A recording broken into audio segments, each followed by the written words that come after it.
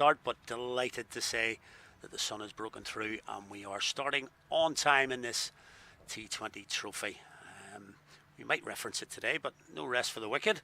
Isabel Joyce, who has been on duty all week up in Breedy, she's with me today. Lovely to have you with me, Izzy.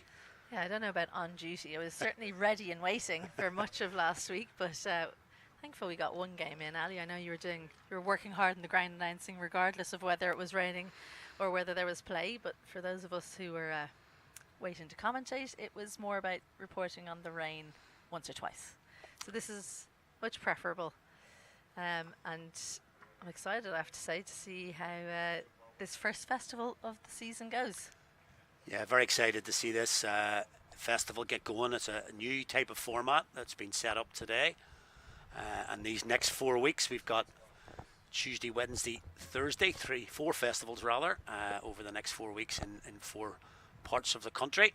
4 unions being represented. We start off here in Cork, and then we're going to head up to Belfast, then up to Breedy again, and finally in Dublin. So really interested to see how this format works now. They're finishing the tournament within a month, and I think that could be a really good thing to see a tournament from start to finish, a bit like the franchise tournaments do. Yeah, exactly right. And it could be something where this festival, Tuesday, Wednesday, Thursday this week, is actually more important than maybe the rest, because it could be a case of getting off on the front foot, getting points on the board, making other teams chase you. So this first day could be interesting as well, because we have had international cricket in the recent past, and I know even though there wasn't a lot of play, there's a lot of warm-ups, there's a lot of stress on the body leading into series like that. So the players getting a rest, a mental rest maybe as well, more than anything, having played on Sunday or been around that. So yeah, today could be an opportunity for someone to sneak 1 or 2 wins in today and tomorrow, but any time will tell. Yeah, we've seen that over the tournaments in the T20 recently. So we're all getting ready to start here, and it's going to be Josh Manley on your screen there. He's going to bowl the first ball of the IP20 trophy.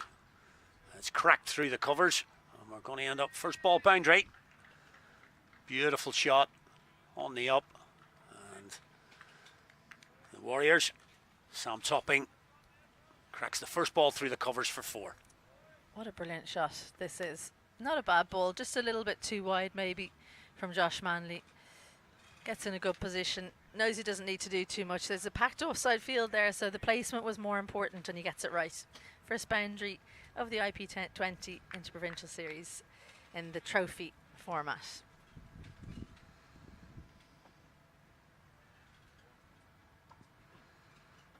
That'll be the first wide, and Manley takes a bit of a tumble.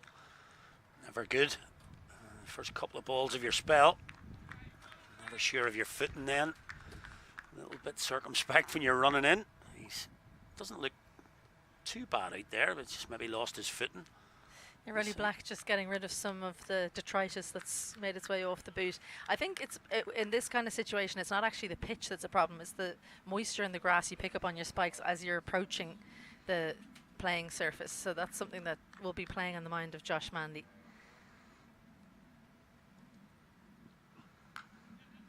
Much tighter line. Into that offside field, as you say, is quite stacked. And Sam Topping gets down the other end. That brings a familiar face on strike.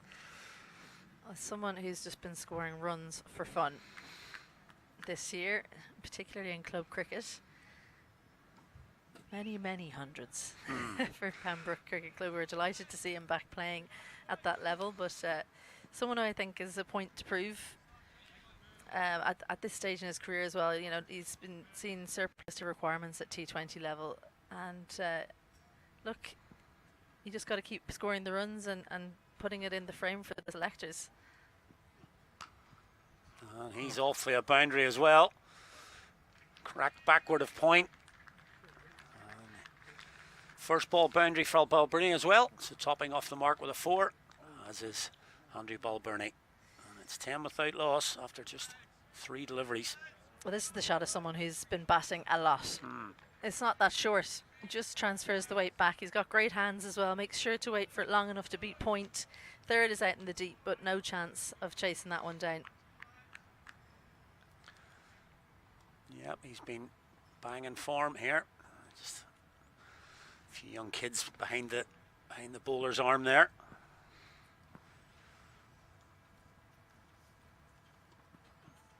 Again, that's going to be another one. Too much width from Manley, and Balbirnie can just stand and let his hands go through the ball. As you say, he's in good form.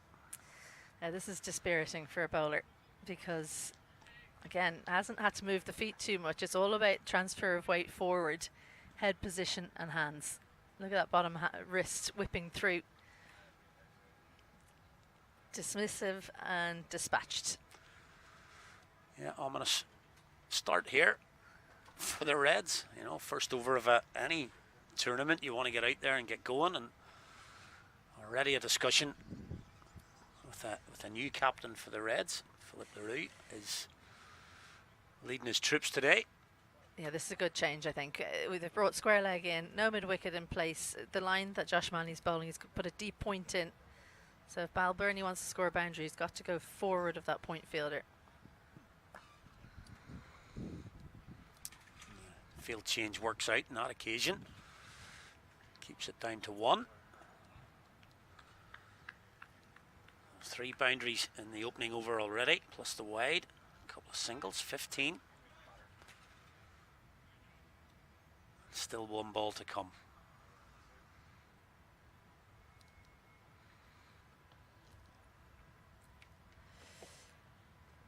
Yeah, definitely not the start that Josh Manley or the Munster Reds will have wanted.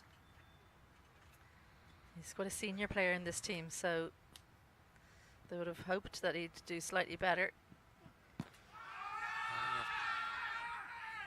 Big appeal. Sam Topping looking for that little scoop. Missed out completely. Interesting to see a replay there. Rolly Black was off to the leg side fairly quickly, so he wasn't that interested. Josh Manley a lot more so.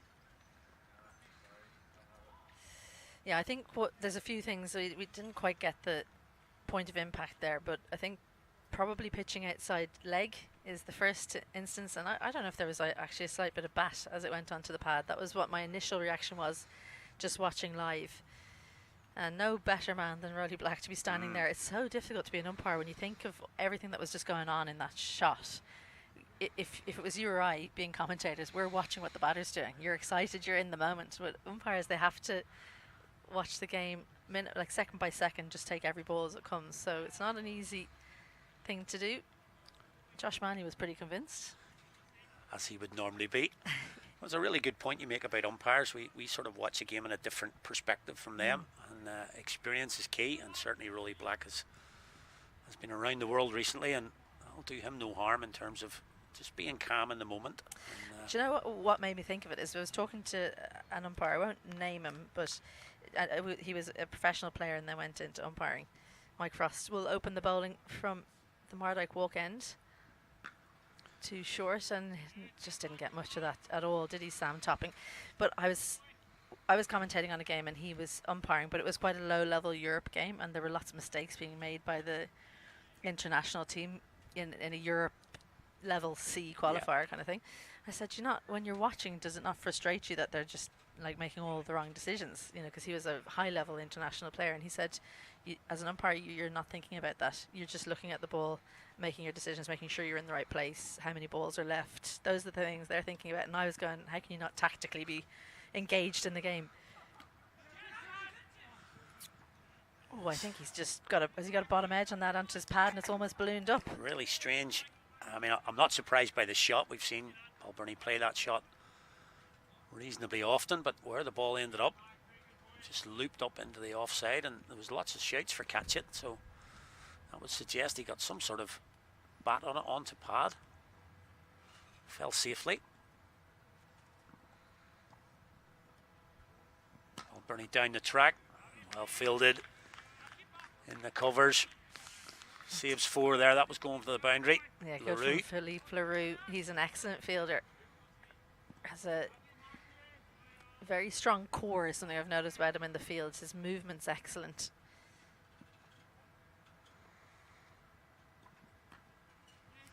Frost.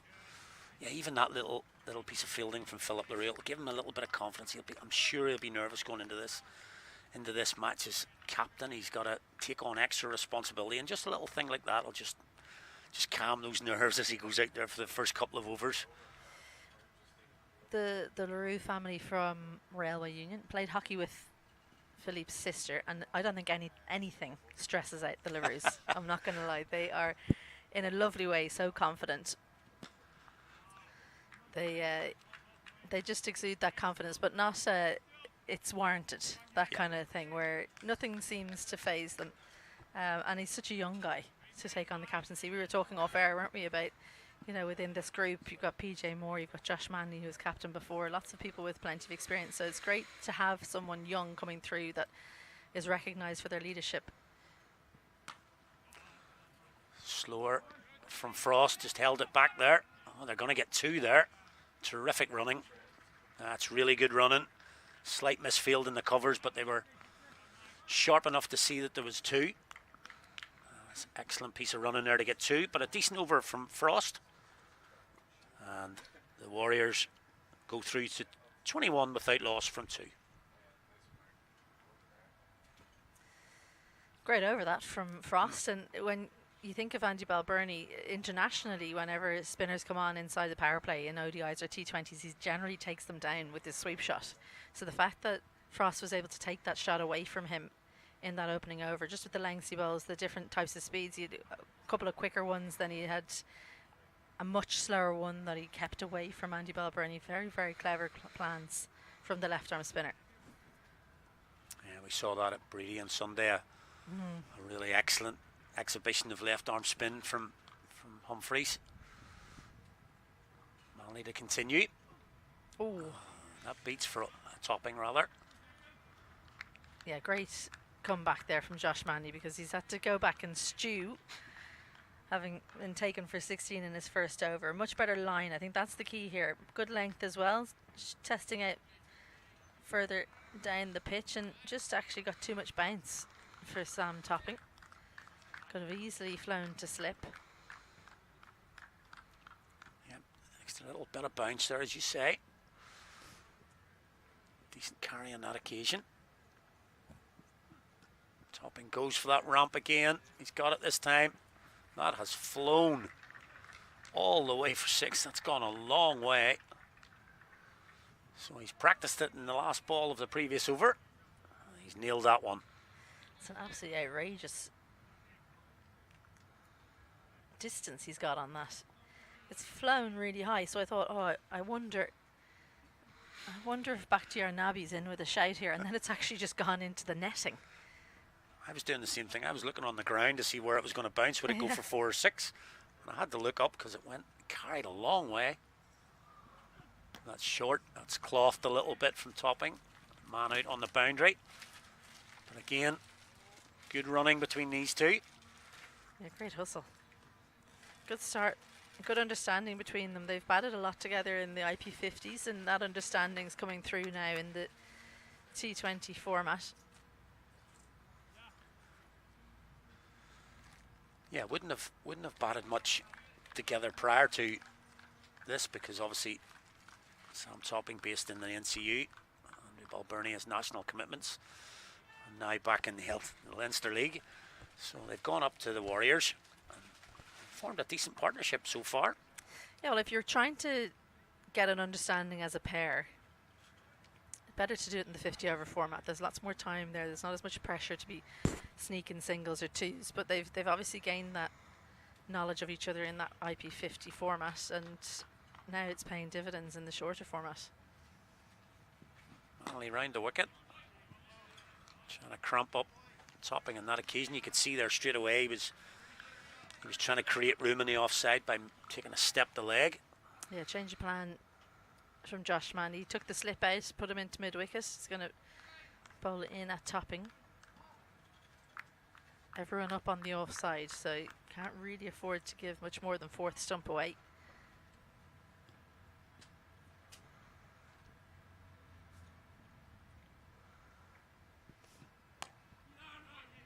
Oh, there's a chance now. Oh, an overthrow possibly. Yeah, no, Topping has just ran through too far to get back there. Slight misfield. But there was definitely a chance of a run out there. We're just talking about their good running between the wickets so far, but that was a little bit of a stop-start and a chance at the non-striker's end. But even this, so it was a no from Topping. Balbirnie committed, and then rather than it being a yes, no, wait, sorry, he's just gone through that. It's quite difficult from point to hit at the non-striker's end as a left-hander, to a left-handed person to a left-handed batter. You're used to throwing across your body from the right-handed batter. So you had to get his body around there, Mike Frost, and you just wonder if that had the slight bit of edge towards the batters, and didn't miss by much. I reckon a direct hit, it would have been out.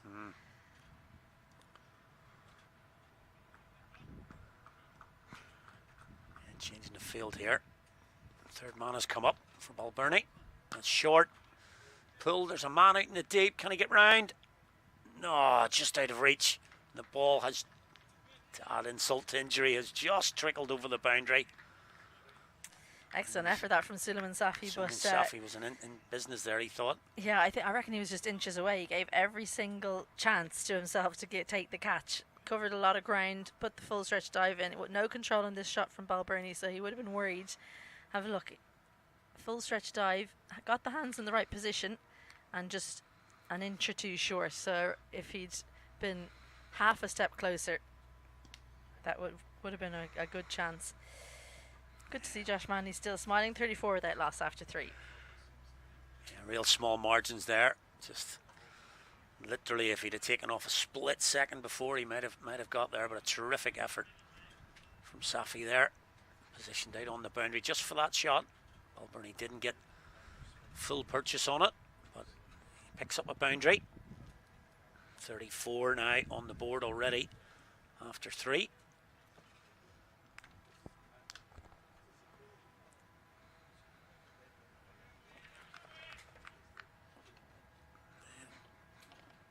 Change of bowling for the Reds, so just a 1 over for Mike Frost.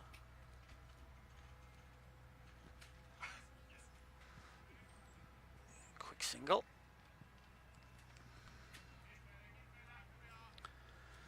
Back to your Nabby. Let's come on. Good start from him. Good control on your first delivery. Spearing it in at the leg stump of Sam Topping. It's going to be a test. Going to be a test for him. Andre Balbirnie through the offside. This time it beats the field. Runs away. It's the teaser. It's going to hold up.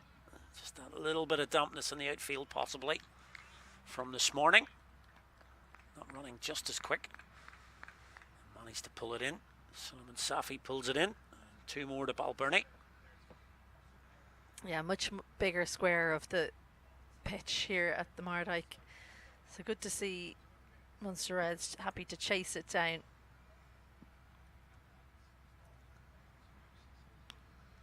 That's the sweep shot.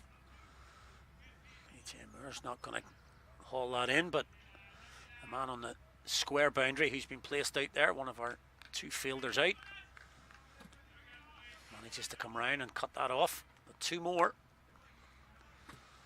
Balbirnie happy to play that shot, even though there's a man out on the boundary. He's a really good sweeper, so unusual to see him miss on a few occasions with that shot. There is that man stationed on the boundary. Yeah, Matthew Brewster, who's definitely aware he's in the game when Andy Balbirnie is on strike. 2 fielders out were long on and square leg. He does like hitting it over mid wicket as well for a spinner. A little short. Topping doesn't get hold of it. Yeah, a little bit short, but good pace on it. So got it to skid through. Probably would have been better off looking to play that on the offside or down the ground. It's not a bad over in the power play from the spinner. Just a 6 coming from it. But still, good start for the Warriors here. 40 from this opening pair. Topping on 18. Balbirnie 21. Yeah, 10 and over. I think they would have taken that, but it's been an expensive spell from Josh Manley, so he won't bowl his 3rd inside the power play. The two spinners looking a lot more comfortable. But yeah, it can be really difficult as a fast bowler, especially if you've got someone who can ramp it as well as play it all around the ground. So you have to feel for Josh Manley. It'll be the man we were just talking about who was fielding in the deep who'll take over from Josh Manley, Matthew Brewster, with his right arm seam.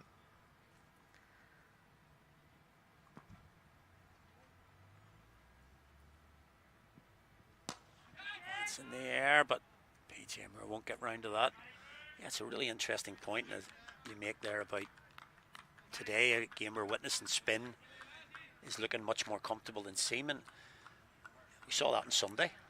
And we also see a bit of a trend of that in T20 cricket now, that, you know, spin does seem to be, especially with the World Cup coming up in India, spin seems to be really being come to the forefront again. That's in the air, and there's our drop at point. This level, probably say that should have been taken.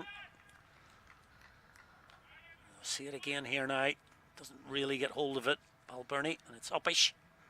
Plays it away from the body, and it's a little bit slower, I think, than he's expecting from Matthew Brewster. The first two shots he's played them in the air, but without real conviction of meaning to hit it in the air.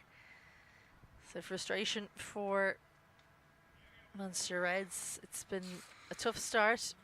I would have loved for that catch to be taken. Yeah, we'll just take a wee note of that.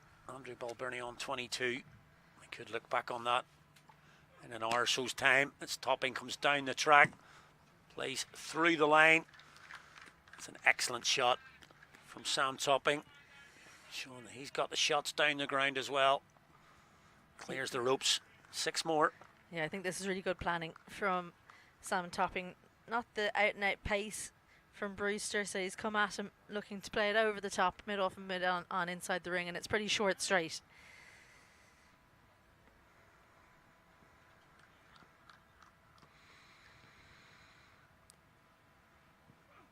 And down again.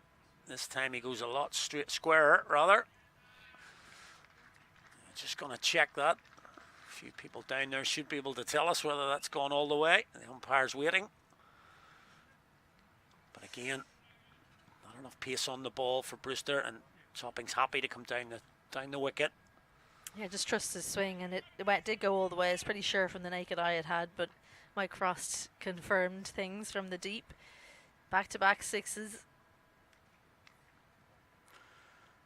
50 up for the Warriors inside the power play, well inside it.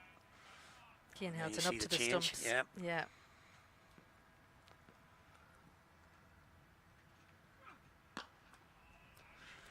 And immediately doesn't time the ball as well.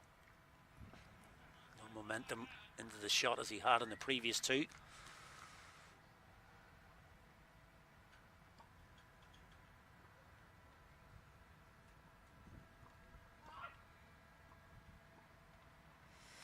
Chat.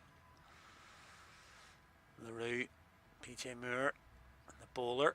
And the changes to the moment. Still having a chat about it, but at the moment they've brought up fine leg into the circle, sent back mid on to long on. Yeah, I wonder, is 2 fielders out too few in T20s these days? It's such a tough game.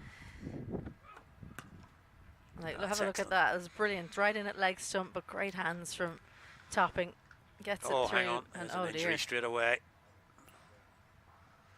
That's not good. Mike Frost has gone down. And that looks like a hamstring injury. He's pulled up. He doesn't look in great shape. The physio's out straight away. But you can tell pretty much immediately with those types of injuries. Hand's gone down. Well, do you know what? We were watching him run from boundary to boundary, mid over quite a lot of the time, and I just wonder if that's meant he's under undue stress early on in the innings. It's gone all the way to the boundary. I think it's just as he tried to slow down, and that's really not good news because Mike Frost bowled probably the best over of the innings so far. He just went for 5 in the second over, but Yeah, he was fielding in point, so when they had to drop their point for Andy Balbirnie, he went from point for the left-hander all the way across to point for in the deep for the right-hander, and then back to regular point for the left-hander. So it was a lot of running for him to be doing in the first 5 overs, and hopefully it's just a cramp and nothing else too bad. Jeremy Bray, the coach, isn't looking too pleased beside him. Yeah, and the point that you made earlier on about it's not really the surface that took any damage from the weather this morning. It was more the outfield, and it's dried up very well, but it may be just a little bit soft underfoot just right now in this early morning.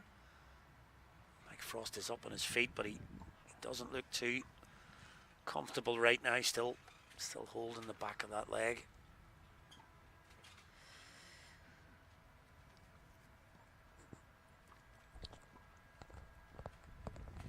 Well, 5 overs gone anyway, 57 without loss. I think we'll see the end of Mike Frost for the moment. Hopefully the physio can work some magic and get him back on the field, but it's not looking too promising.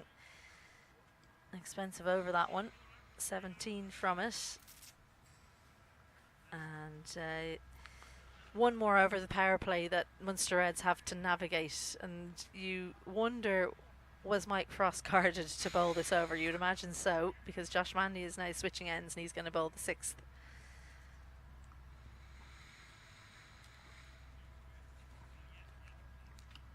Oh, in fact, it's John McNally, excuse me.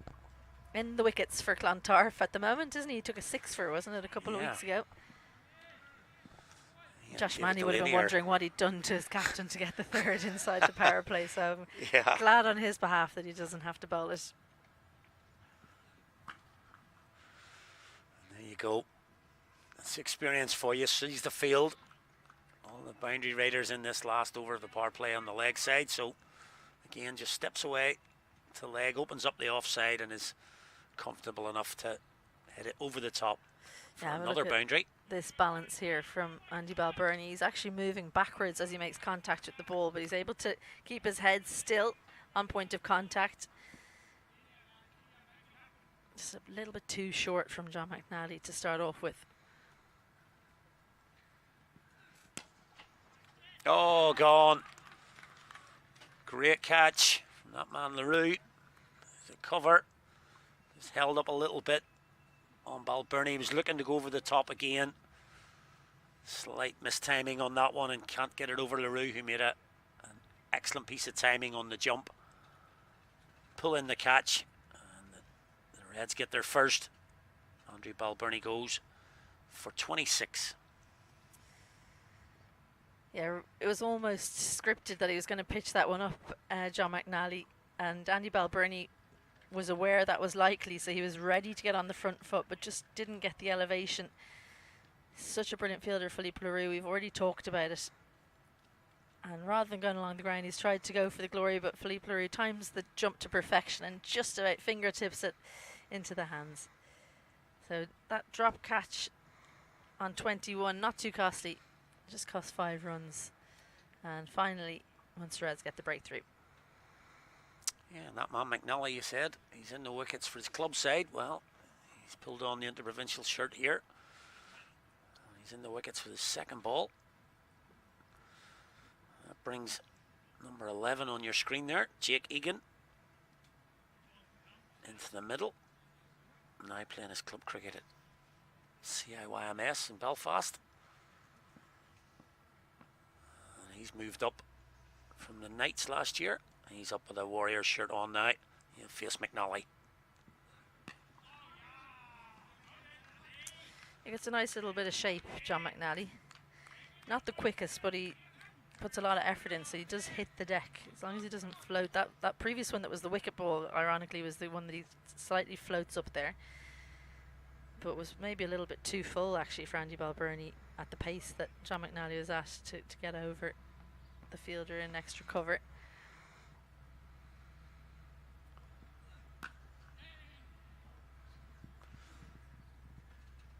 Call from Egan, quick call. Topping responds, and that gets Jake Egan off the mark. Important little spell here for the Reds. A good piece of timing for that wicket, because it is the last over. You You would have assumed that Balbirnie would have gone after the last 4 or 5 balls in the power play. And with a new batter in, maybe can just settle. Good single from Egan though, because it brings Topping on strike. He is on 34. A strike rate of 200 right now. Lots of thinking about the field.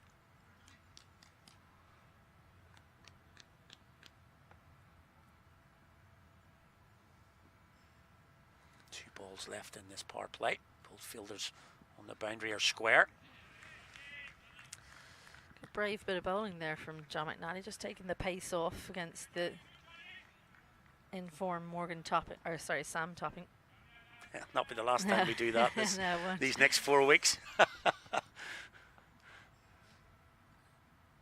Note to self, don't say form and then try and choose the right topping. Lots of brothers around these days.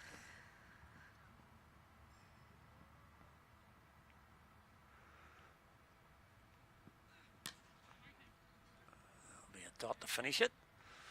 And even the brothers that aren't brothers, the McCarthys, during the weekend causes you a bit of strife. I'm always worried about getting the wrong McCarthy. So that ends the power play. And as you have to say, it's a good one for the Warriors. Did just lose a wicket there. But 63 for 1 from 6 is a pretty decent start for the Warriors. Yeah, really good start, but it does show you that that a wicket can be so instrumental in slowing things down. So it might be something that you'd imagine all the teams will take note of. If you can take a wicket, especially in the power play, it helps ever so much. But just 6 runs and the wicket from John McNally there. Not easy as a seamer to come in after the start that was had by the Northwest Warriors against the seam of Josh Manley and Matthew Brewster for that matter, to then come and bowl an over like that. So fair play to him. Brewster will have more protection now for his second over.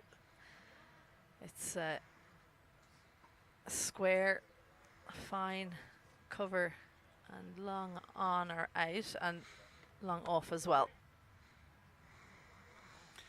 Yep, that's going to change now by the look of it.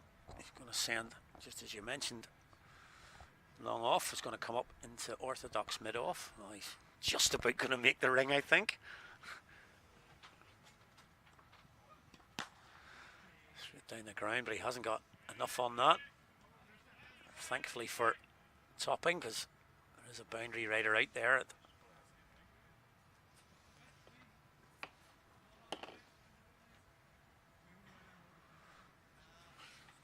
Just having a look at Rolly Black there. I wasn't sure what his signal was there. Nothing wrong with the delivery, just signaling to the fielders. I'm not quite sure what that was about. But again, left hand, right hand. Red shirts going everywhere around the field as Brewster bowls his first ball to Egan. It's pulled into the deep. Oh no. Oh, that's not good. Poor Josh Manley in the deep just overran it, didn't he? And then when the ball plugged, he was trying to slow down and didn't manage it. So frustration for Brewster. Pulled a good delivery to his field, and well, conditions just not that easy underfoot in the deep. I think we've seen that there. Yeah, we saw what's happened to Mike Frost already. You can see trying to put the brakes on, and it doesn't look great in the end as he runs past it. As you say, maybe those conditions out there are a little bit more, a bit softer than we think. There's an under edge from Egan. He'll only get one. Yeah, look, the fielders do look a little bit ginger out there. Yeah, well, look, I'm going to just talk a little bit about technique here, because in the deep, Josh Manley was thinking about the catch. I think that's the problem. So he's quite upright as he's approaching the ball. What you want when you're fielding it anywhere, but especially when it's wet like this, you need to be more like an airplane. The body needs to be closer to the ground before you reach the ball, and then this won't happen. His weight was going the wrong way with his feet, so he wasn't able to adjust, but that's a great adjustment from Topping. What a classy piece of batting. He knows that Brewster has to bowl it full because of the keeper being up, and takes full advantage. Yeah, this is really nice from Topping. Switches hands early. Just literally gets the smallest little touch on that, knowing that he's all the paces on the ball. Well, if you're wondering what's good technique for that shot, that's exactly it. Look, his foot position, his head position, everything absolutely perfect to pull that off. He did well to, oh, another misfield. Not going to cost any, luckily. Yeah, Sunil Gautam, he's on the field for Mike Frost as the sub fielder. So the end of it, well, it's not the end, in fact, Yeah, it's going to be one more to come, but 2 boundaries, 3 singles. Hasn't managed to really stem the flow of runs, Brewster.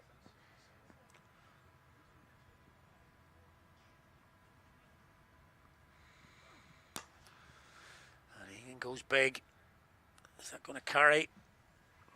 Definitely is. He's got enough on that. It is a bit of a longer shot to that side of the ground, but Egan's quick hands through the ball there. Didn't think about hitting that along the ground. As you'll see his hands here. There they are, quick through the ball, and carries a long way. Another maximum off Brewster. He's had a tough opening couple of overs. 34 from those 2. And the first sight of the box of balls in this IP20 trophy. It won't be the last. No, 7 overs gone, 80 for 1, and I just wonder if we keep her up to the stumps is the right call.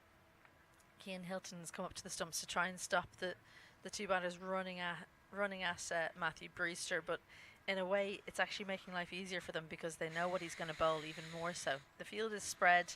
Can Hilton stand back and just give more of an option to the tall bowler to bowl it into the pitch a bit more, try and use the square boundaries and try and see if you can get a few catches out there, because you're on a hiding to nothing if you're trying to protect these straight boundaries. Yeah, I really agree with that. A lot of people would say you've got to come up to the stumps when somebody's coming out, but once you do that, you're exactly right. The batter knows, and batters these days, if they know what's coming, then it's carnage for the bowler. It's whenever a bowler is able to adapt and change up, and the batter doesn't know what's coming. Yeah. That's when they're not as confident with playing shots. But when you know what's coming into this arc, likes of that shot from Egan, he can just plant his feet, play through the ball.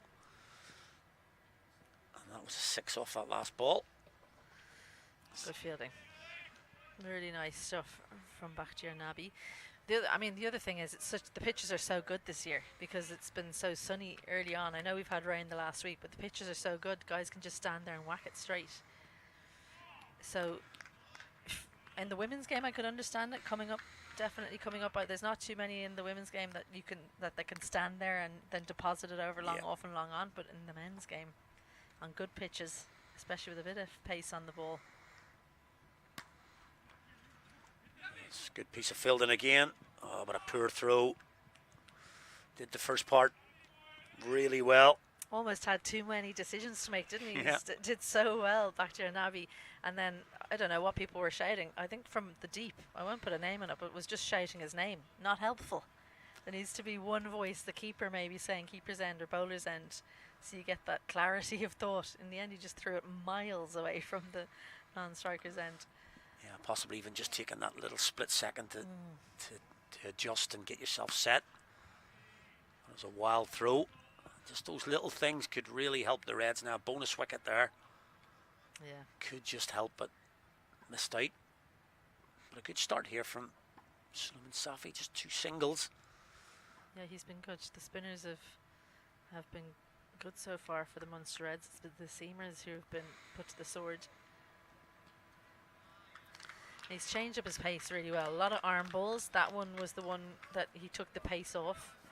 He's almost one step ahead of Sam Topping on that occasion. There's the little delay. You see a lot from spinners. That'll be 2 again. Another piece of poor fielding. Could even be 3. Bowler will not be happy at all. He's done well there with that little stop step. Again, just a different thing for the batter, and he'd be happy to get out of that over with just the 3 singles, but a poor misfield on the boundary there from Modgill. Means that the over goes for 5 in the end. 8 overs gone, 85 for 1. They could have really done without that extra 2, couldn't they? Usually a very good fielder swapping up, particularly good at catching in the slips and in gully. I'm sure he'll be stewing while he makes his way down to long on. Yeah, maybe been sent on a long trek there for that misfield. He's going long on to long on, so Off you go. obviously he's expected to be a good catcher, as I just said. But just, I think maybe it got to him a little bit quicker than he was expecting. Nabi. Here's Manley again in business. He's, just as you were talking about, that's a different one there because it was along the ground the whole way, as you said. He's more thinking about, right, I've got to get down to this rather than being upright. So yeah, body weight forward, so you can adjust, get your hands close to the ball, and you can slow down. That's the key there. Slow down without slipping over. Early call of 2. Change their mind there as Manley comes in. Just looking down the scorecard here, and it is very, very similar to what we saw on Sunday. You know, spinners, well, let's say Ben White possibly not, but the spinners going for less and the seamers going around the park. It's very, very similar here so far. It's opening 8.5 overs. Little bit of a misfield from Nabi. It'll cost 1. It was hit with decent power. You can see the disappointment he's feeling. 3 singles though to start off the over. Pretty good from him. What's your take on these little bit of shoes from Nabi here? What do you think of these blue shoes there? Oh, it definitely wouldn't be my cup of tea. But I suppose with the black trousers, you can get away with it. Interesting statement anyway. Yeah. Has he got the matching sunglasses? A pair of shades, yeah. Well, he's looking the part anyway. Maybe not for a cricket pitch. I always think a nice shot. There's a man out there. Again.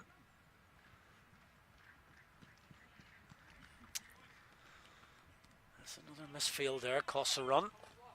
Well, Mark Hawthorne had to be fleet of foot there and point the umpire at the striker's end. He had to be fleet of foot on Sunday as well because he was the man bringing out the bag of balls. And there were many balls being brought out into the middle. 9 overs gone. A good one there from Nabi. Just the 5 from it. 90 for 1. Yeah, just a couple of decent overs from the Reds. No boundaries in the last 2 overs. Just it's not a massive shift in momentum at all, but small little shift towards the Reds. And if they'd just been able to sharpen up the fielding a little bit there, it could have created a little bit of pressure. Well, I would just wonder, as we see the day go on, is it going to get a little bit easier because it's going to be dry, or is the outfield quite undulating and everyone's going to struggle? So until we've seen other teams field on it, we can't be too harsh on the Reds. Maybe by the end of the day we'll say, no, they fielded really poorly, or they were kind of par. Yeah, we always say can't judge a score until both teams have batted. So let's say the same. Let's not judge the Reds until both teams have fielded. Yeah, and until all 4 teams have fielded. Give them even more of an opportunity to have a few people misfield. He's doing well, isn't he, to take the arms away from the 2 batters, not giving the length to take him over his head. Suleiman Safi. There's that quicker one again. Yeah, interesting to watch Egan there. I've heard a lot of talk about spinners. You try and get really low. Joss Butler does a lot of that. Gets really low in his crease. You can see there he's gone straight down the ground. He's got a good piece of that. And it's gone all the way. Well, got more than a good piece of it. Yeah, really clever thinking, because he knows, like, long off and long on are quite wide, but he knows that Safi's going to bowl it into the pitch, so he's actually flat batted this down the ground. He didn't need to worry about getting caught, but in the end it actually just about got over the rope. And there is a good piece of fielding. We come back to the pictures. Excellent piece of fielding. Short third man, just in the ring. Sagar there. Saved a certain boundary. There you go.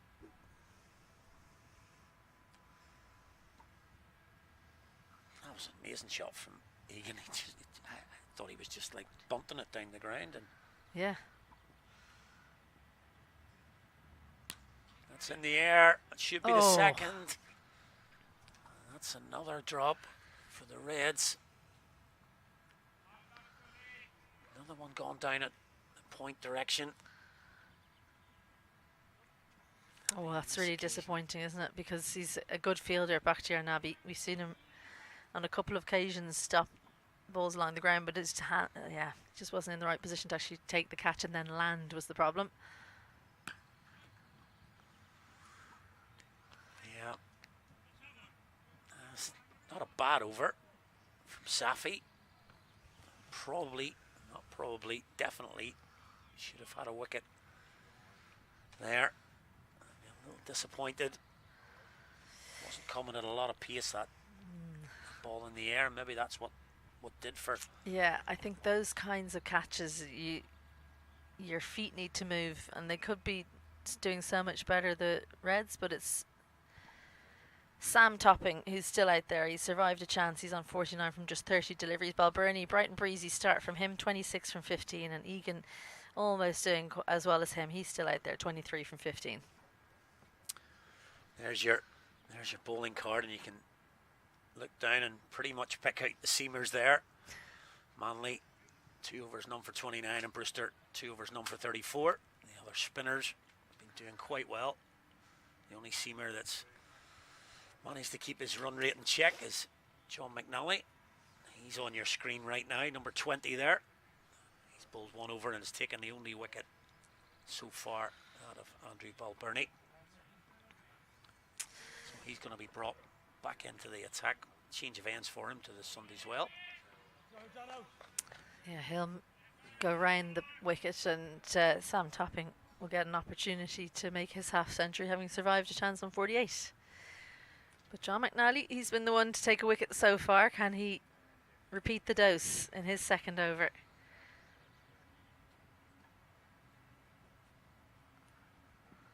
That'll be his 50. The Warriors dugout begins the applause. A brilliant 50. Absolutely brilliant 50 from him. He's played through the offside well, little deft touches. He's run really well. He did have that one full stroke, but a deserved 50 is for a man who's been in good form this season so far.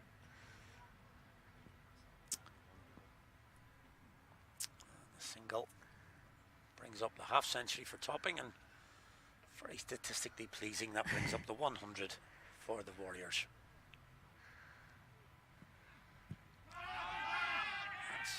Drifting down leg for me. He always manages to get it to straighten up, but it just wasn't straightening up enough, was it? I love the way Rowley Black, he almost gives his decision by the way he moves away to the leg side. Yeah, maybe if there was a fourth stump, you'd have a thought about giving it out, but pretty easy one for Rowley Black.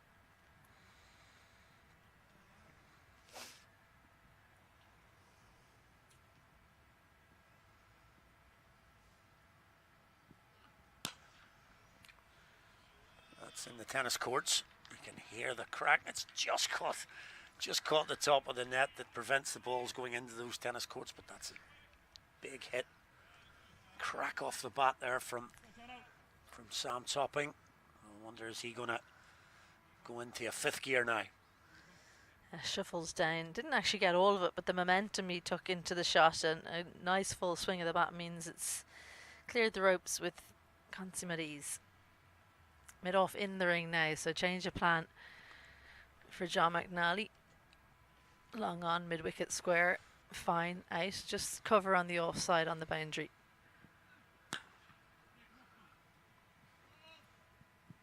Yep, the old double bluff. Set up for a short ball, but went full. Yeah, just looking at Sam Topping here. Obviously he's come up to the Warriors. They've, the last couple of years in T20 matches, particularly last year, constantly 3 wickets down in the power play. Really struggling to set totals, I think. Bar one game against the Knights at Eglinton where they got over 200. Their high score was 115. It was all because they lost wickets early. And getting somebody up the top of the order to score runs quickly but also stay there is really important.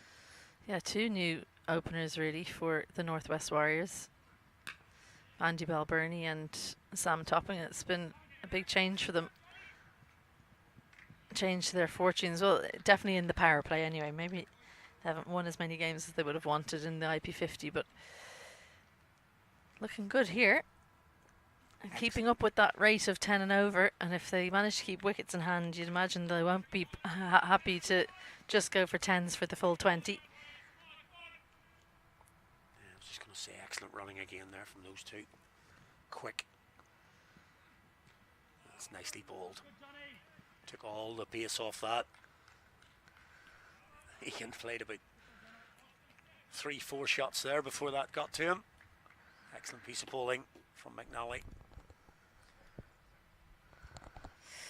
11 gone, 110 for once. Well, almost exactly. Is it exactly? Yeah, my maths has been terrible lately. 10 and over. Just a little bit cramped for him. It was like he couldn't quite decide, as you say, which shot to play. Yeah. And in the end, he did pretty much nothing. A little bit ungainly going back there, Jake Egan.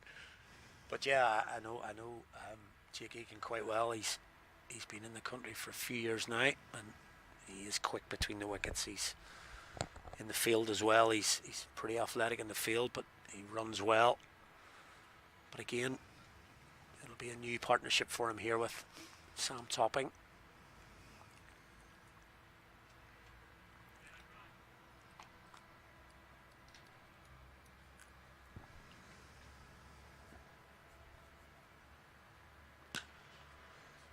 What a shot that Beautiful. is. Stunning from Sam Topping. He's bowled well back to your Nabby, but sometimes you just got to say, well played, sir. Absolutely. That was beautiful. And that has brought up the 50 partnership between these two. And although a plethora of boundaries haven't been coming, that were coming earlier on, they've still kept a very healthy run rate up, and shots like that. Excellent from Topping. Real classy shot over the offside. Well, the thing that's been impressive about Topping is he clearly, you don't see that happen too often, do you? Wicketkeeper looks to give the ball back, and as the batsman practices his shot, he accidentally hits the ball to 45. Now, what's been clear from his innings is that he's got a plan before each ball. He knows to hit it. Even that 4 over extra cover, he shuffled to leg side a little bit, got in position early. He knew exactly where he wanted to hit the ball. He predicted where Nabby was going to bowl it, and when he did bowl it there, he was able to execute. Tries to go again. Hasn't got just as much on that in terms of meat of the bat, but it's good enough. Picks the field again. Thinking to do here for the Reds. Yeah, playing with the field nicely. The man in the deep is in cover on the offside, so he's just making sure that he can access over extra cover by shuffling to the leg side. I just wonder, can Nabby outthink him here? Maybe the really slow one wide of off stump. I don't think he'll be able to resist going after it, so get a catch in that short third or point. Be brave. He doesn't follow your advice. Goes quick into the pitch. Yeah, we do see quite a lot of that now, where the spinners just really throw one up outside off, set the field. Yeah. Really bowl it slowly and let the batters. Especially someone who's going like the Clappers, who's playing a shot a ball or seems to be ahead of the game. They often don't predict that one. The offside, Manley goes down, keeps that to 1. Ball left, and it's over. Yeah, I think it was it Akil Hussain got bowled one like that to George Dockrell on Sunday. That's how he got him slower, turned, and turning away from the right-hander. Humphries did the same to Powell. Saw him. Yeah. Oh, undercut there from Topping. Yeah, Humphries did the same to Powell when he came in after about 10-12 overs. Knew he was going to come after him and just slowly threw it outside off stump, and Powell was well through the shot by the time the ball had come. 1-2-1 for 1 after 12.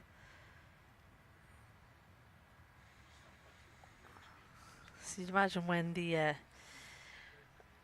when the straight boundaries are this short, 200's about par on a good deck, isn't it? So even if Northwest Warriors get to 200, Munster Reds won't be too worried. 2 top-class umpires on show today. Mark Hawthorne not in shot right now. It's really black that you can see. But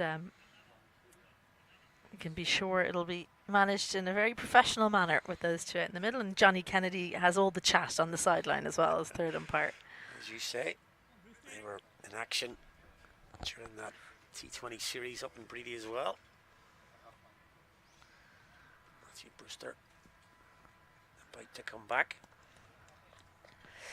Yeah, you really feel for Munster Reds that Mike Frost only got to bowl the 1 over. Could be caught, man out. And this time we have a catch in the deep. Yeah, well taken from John McNally in the deep. He was the bowler who was replaced there by Brewster. And we've been saying it, make sure you get hit to the long boundaries. Brewster had come back and done just that. Not regulation, had to get his feet around, but he's back John McNally to take that 9 times out of 10. And a really important wicket. Yeah, just as we were watching that ball go out to the deep, we didn't have I did confidence anyway. I watched them come around nicely and got under the ball, reverse hands. The key there was he got set. You can see he gets a solid base there.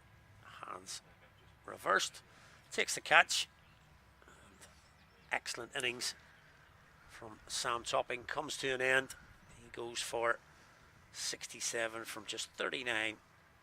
9 boundaries with 5 fours and 4 sixes. Excellent innings from Topping. Yeah, brilliant. And what can this mean? They've pretty much doubled their score since the last wicket. Have the Northwest Warriors. It's one of those times, isn't it, as a batsman, especially if you're Northwest Warriors, you're batting at 4, you're thinking, don't let me be out there too early. Come on, guys, let's get through this power play nicely. And then as the game goes on, you're thinking, okay, I could do with a bit more time out in the middle. Yeah, your focus changes there, yeah. But it's Scott Macbeth, the real up-and-comer from the Northwest. He's been one of these guys that sort of been around for a long time, you think, but still very young. Plenty of ability for Macbeth. As he drives his first ball. That's a long off. A very recognisable runner, isn't he? Very much so.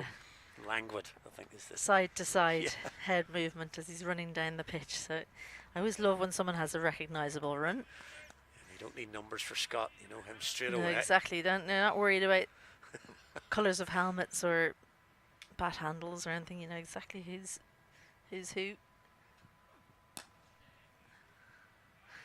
A little bit of a spring in the step for Brewster now since that wicket's gone down. It just seems to be hitting the deck a little bit harder. Maybe trusting Cian Hilton a little bit more behind the stumps as well. I feel like he was floating it with Hilton up to the stumps. He was worried. That never nice for a fast bowler to have the keeper up, I think. But Hilton well able for it.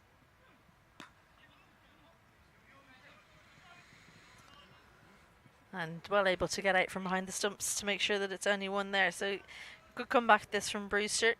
Went for 34 in his first 2 overs, taking a wicket and just 3 singles in his third. He's a very active captain, isn't he, Philippe Leroux? Like, constantly going and talking to his bowlers. Wants to be sure of their plans and that he's got the right field for what their plans are.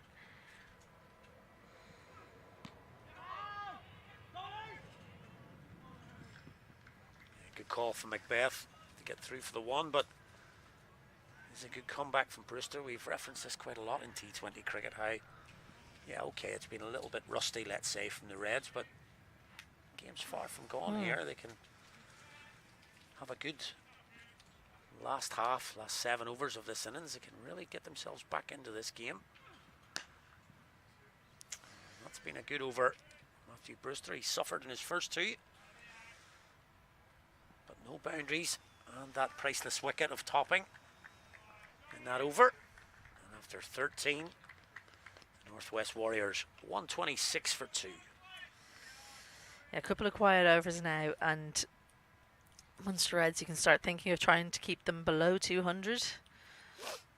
And there's certainly batters in this Munster Reds lineup who can make a good dash at. They can make a good dash at 200, but it'd be much easier to get to 180, 190. Yeah, some decent ball strikers in the hutch for the Warriors. Cameron Millie, we've seen do it at inter-pro level. Jared Wilson. 2 good hitters to come. 2 good batters out there at the minute. That promised sun has arrived. It's well, quite pleasant here now. Yeah. Mardike. Mike Frost injured, as I've said, so it looks like Swapnil Modgill will get a chance to bowl. Not always bowled in club cricket, so he'll be keen to get an opportunity here, show what he can do with his off spin.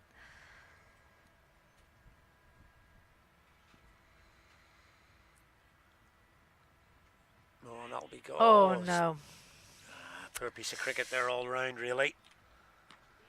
First ball. Gil Macbeth tries to put a marker down straight away and just walk past that, and almost had given up. But Hilton can't complete the stumping, which was a pre-regulation one. Just a few little mistakes for the Reds here. A few drop catches. Well, for me, why did Cian Hilton not reach for the ball after he'd missed it? It was right beside his foot. Macbeth was gone. He barely even tried to make his ground again, only when he saw that Hilton was hanging his head in shame. A couple of nice half hands there from Swapnil Modgill. Kept it to just 2 singles. Feeling quite straight.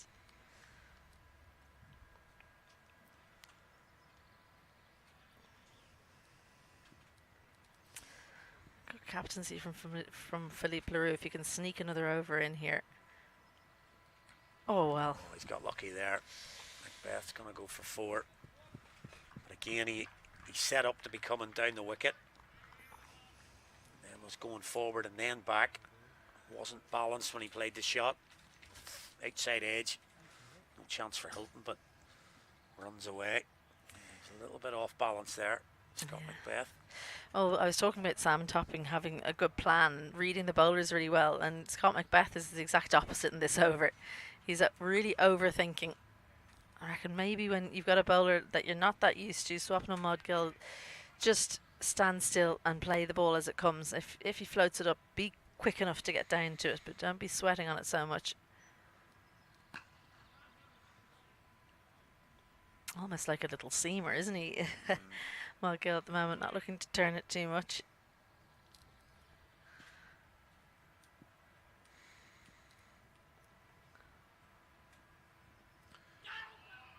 Again, exactly the same. Shimmied to come down, changed his mind.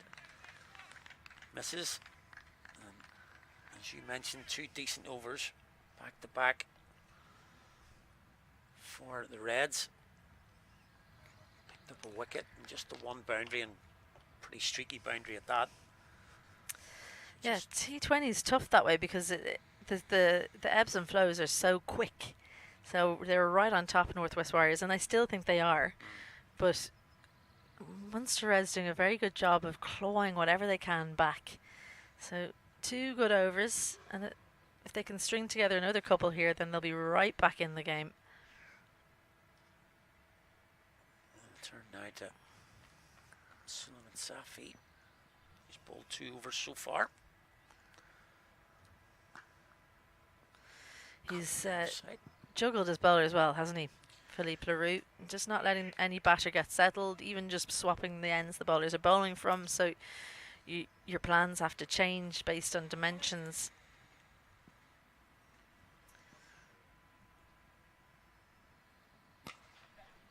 It's in the air, but it's in the gap as well. Beats the man down there in that short little pocket. Yeah, a little bit ugly. Long on. A little bit ugly, but he's not found things easy. It's got Macbeth.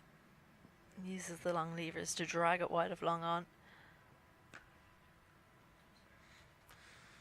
Push for 2, but it should just be 1.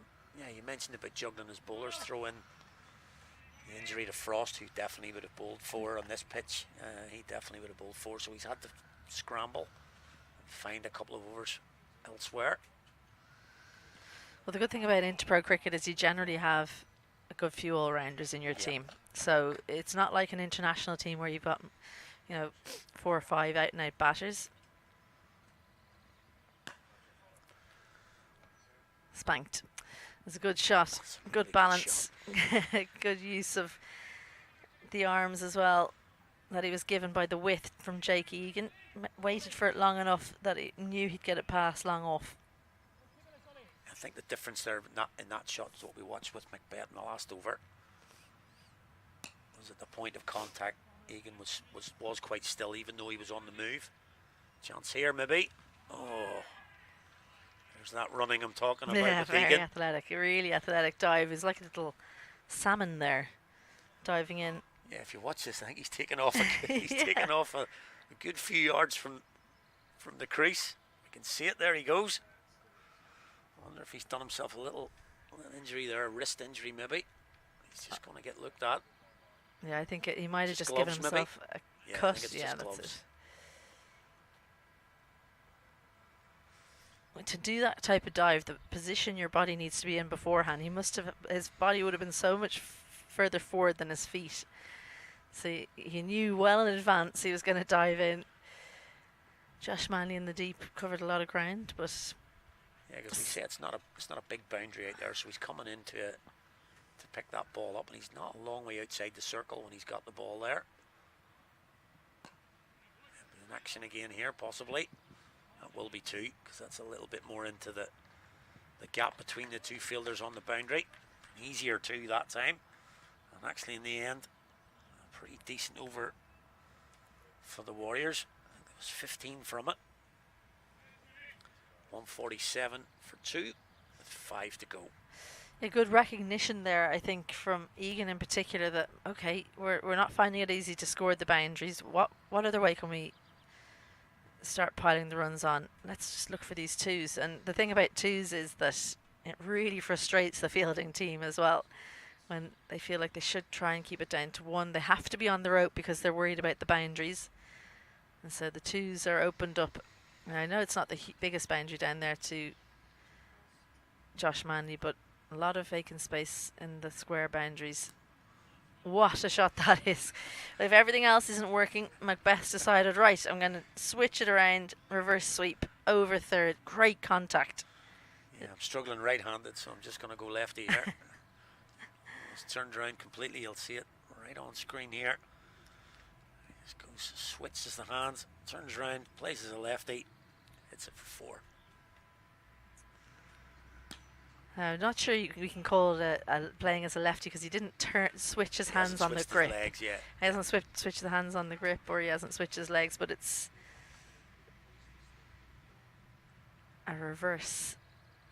And the good thing about it is he's used the pace, because Swapnil Mudgill's bowling very quickly through the air. Yeah.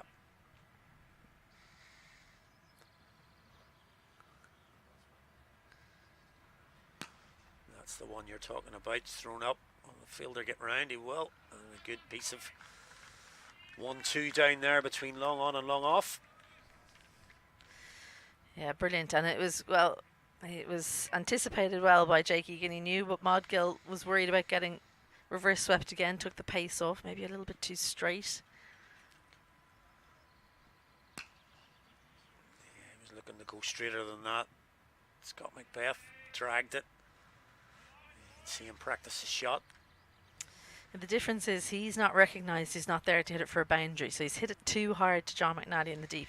If he'd realised, he could have pushed it into the leg side and looked to come back for 2. That's what Jake Egan's done well in the previous over. It's a good comeback this from Modgill. Went for boundary off the first ball of the over. Just singles since then.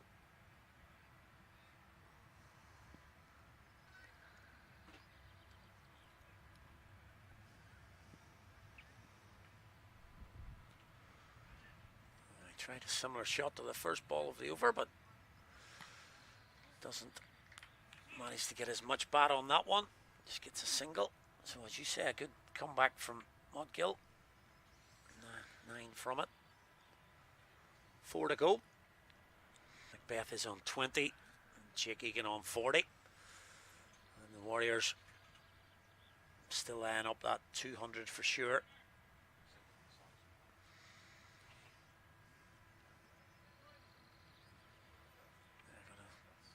Go back to Josh Manley now, who was a little bit expensive in the power play.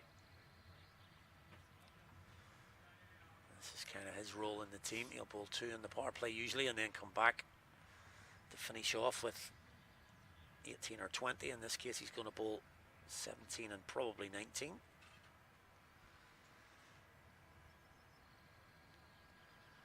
Just check the field. And behind the wicket or back. So third man and fine leg. That's huge. That one's in the tennis courts. Our cameraman won't be able to keep up with that one. That is right in Scott Macbeth's slot. And those long levers you're talking about, full effect there. It's not been a happy hunting ground so far for Josh Manley, has it? Lovely feet. Just too full for Manley. Neither up in the block hole nor good length. And for someone like Scott Macbeth, who clearly likes to use the pace, that's fodder. Yeah. Those big long arms. Yeah. He swings right through and finishes off like a McElroy or a John Ram or something. He's right through with a swing. That's gone a long way. A few people have been dispatched. I can see them heading out of the Mardyke. A few youngsters have been sent round to the tennis courts. Go retrieve that one. That's a 70 or 80 quid that's headed out to the tennis courts. Go and get it. If you can protect the tennis players, that would be another help. So catching practice in the tennis courts.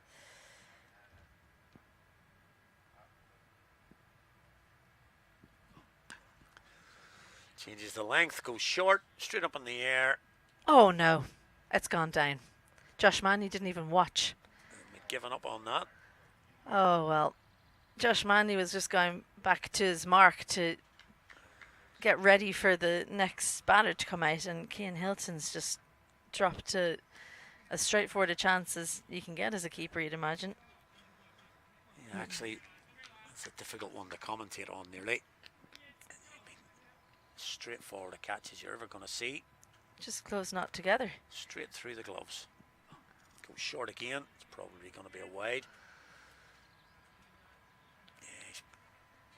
Yeah, pretty distraught there. Cian Hilton, he's still thinking about it. Well, as I do not pretend to be an expert at wicket-keeping at all, but usually when you see keepers take those catches, their wrists are together and their thumbs and little fingers. I mean, if I'm mistaken and someone wants to message me, absolutely go ahead. But it's usually above their heads and they don't give with the ball. It just goes straight in.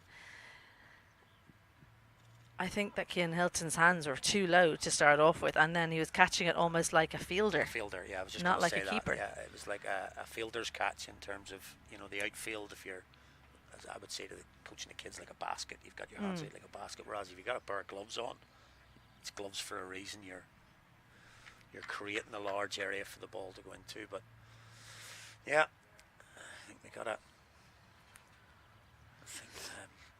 It's the old interesting one. Do the fielders actually, do you want somebody to come up and talk to you? You just want to be left alone right now for a while. And well, I think probably if you asked Josh Manley, he would say he doesn't want someone to come up to him. But that being said, sometimes when things aren't going right as a bowler, you just need that break in concentration. You need that opportunity to start again.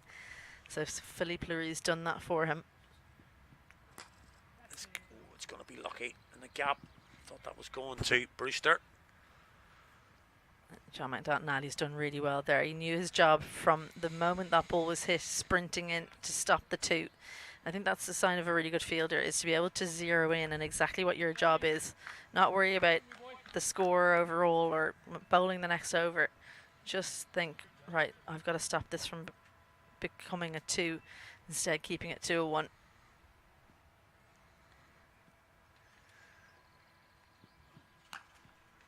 Ball this time. Yeah, that's John McNally out there you're talking about that was on the. Obviously, he's been out in Australia a bit, and I would say he's probably learnt that a bit in Australian cricket. You don't fall asleep out there. They're on you every single ball. If you're sleeping for a second, they'll soon let you know about it. So he's probably, I think John McNally's got that in him anyway. Yeah, I was going to say, I think like he's having worked with him when he was 13, 14. He was always that type of leader, thinking cricketer, naturally gifted. Worked very hard, but naturally a thinker. This is going to be a tester in the deep for Munster Reds. Good teamwork. And keep it to a couple back to your Nabi, just popping it up to his captain Philippe Leroux. Yeah, I'm just watching those two run around there. They do look a little bit nervous on the field, so yeah, maybe conditions aren't great out there for the underfoot.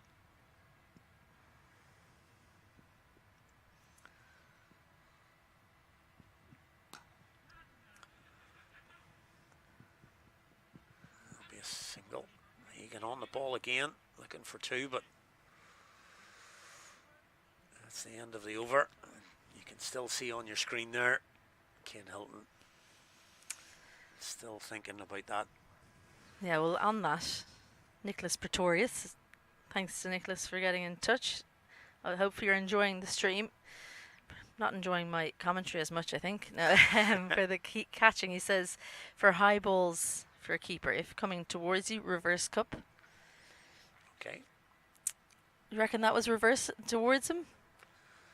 Well, as you say, I'm not an expert. I would probably say Nick would probably be a little bit more versed than that, but yeah. I wouldn't be taking that if catch going away cup. Normal pinkies next to each other.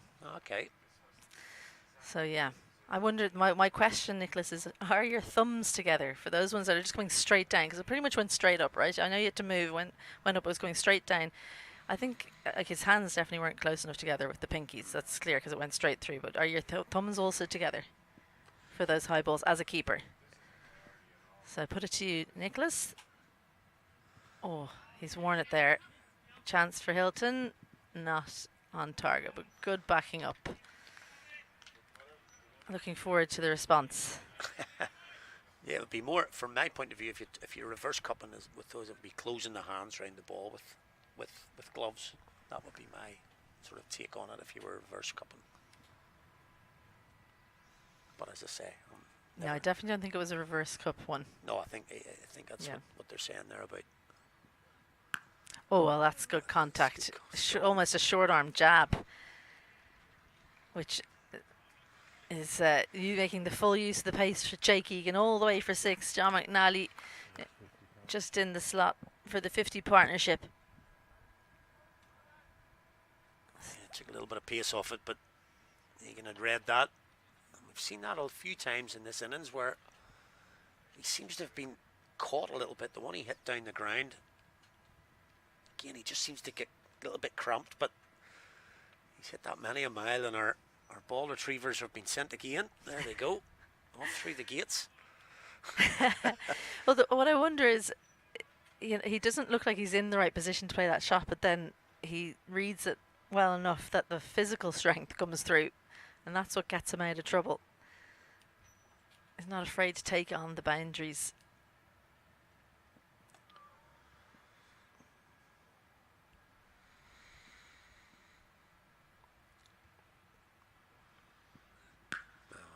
Wilder right there, maybe. He's going to go man in the deep. Can he? Great catch. Taking it.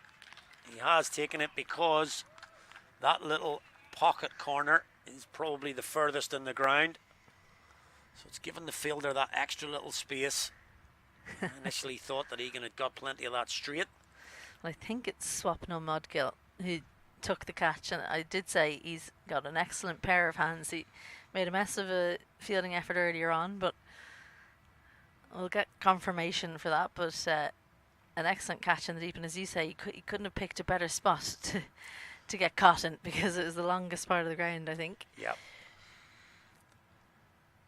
Gets a round of applause from the A few spectators down in the corner there. So it was an excellent catch in the end. It was up a long way. Initially when that was hit, I thought it was going a lot straighter. But Egan goes for 47. That brings Jared Wilson, I think, out to the middle.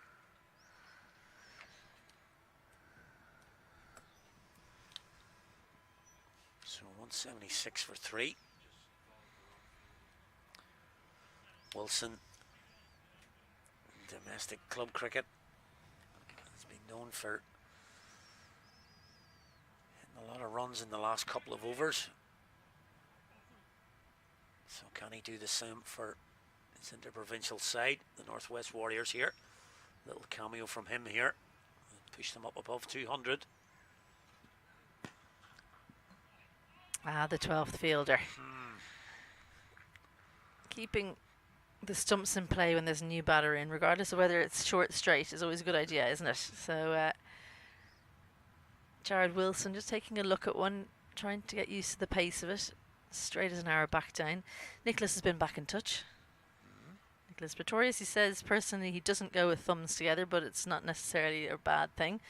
Just felt that Hilton wasn't in the right position, or wasn't steady, and obviously didn't have the hands together tightly enough to take the catch. So anyway, look, we'll stop back. I'll stop rubbing salt into the wound. Poor old Cian. Yeah, but it's an interesting one because it's an area that I don't feel I have the knowledge. So great to have someone with the knowledge messaging in. I've learned something today. I hope you have, Ali. Most definitely. Most definitely. I certainly wouldn't profess to know anything about wicket keeping. Very specialist position. Excellent bowling. Full and straight, but an even really better unlucky. shot. Really unlucky for the bowler, I think. As you say, he's done everything that could be asked of him there. But the ball's gone for another boundary. It's a long boundary out there. I thought possibly that the fielder could have got round, but I think the key there for Macbeth was he went to the offside, so he was looking to play leg side. I reckon if you're standing in your stance and that happens, you're not in a position to play that shot. Because he shuffled to the offside, he was already thinking leg side. His head was in position, and he was able to. Didn't quite get the Yorker. yeah. Just a couple of inches off, and that's the difference sometimes.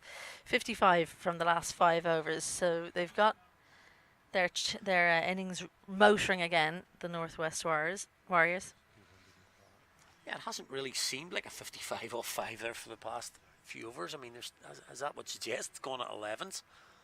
It hasn't really looked like that, but they have still managed to keep that momentum going. A few sixes will do that for you. Yeah. You just need 3 or 4, and they've had a number, the Northwest Warriors. Josh Manley, that's a lovely shot. That is a beautiful shot from Wilson. Just used the pace that Manley bowled there.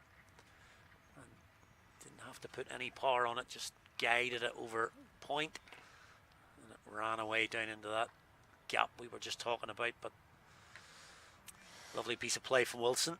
Yeah, just sat up, waited to be hit. Too short from Mandy.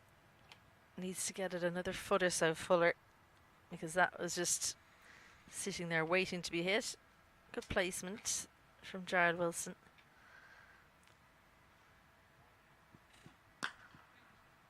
It's much better. Chance for Muggill, and another catch.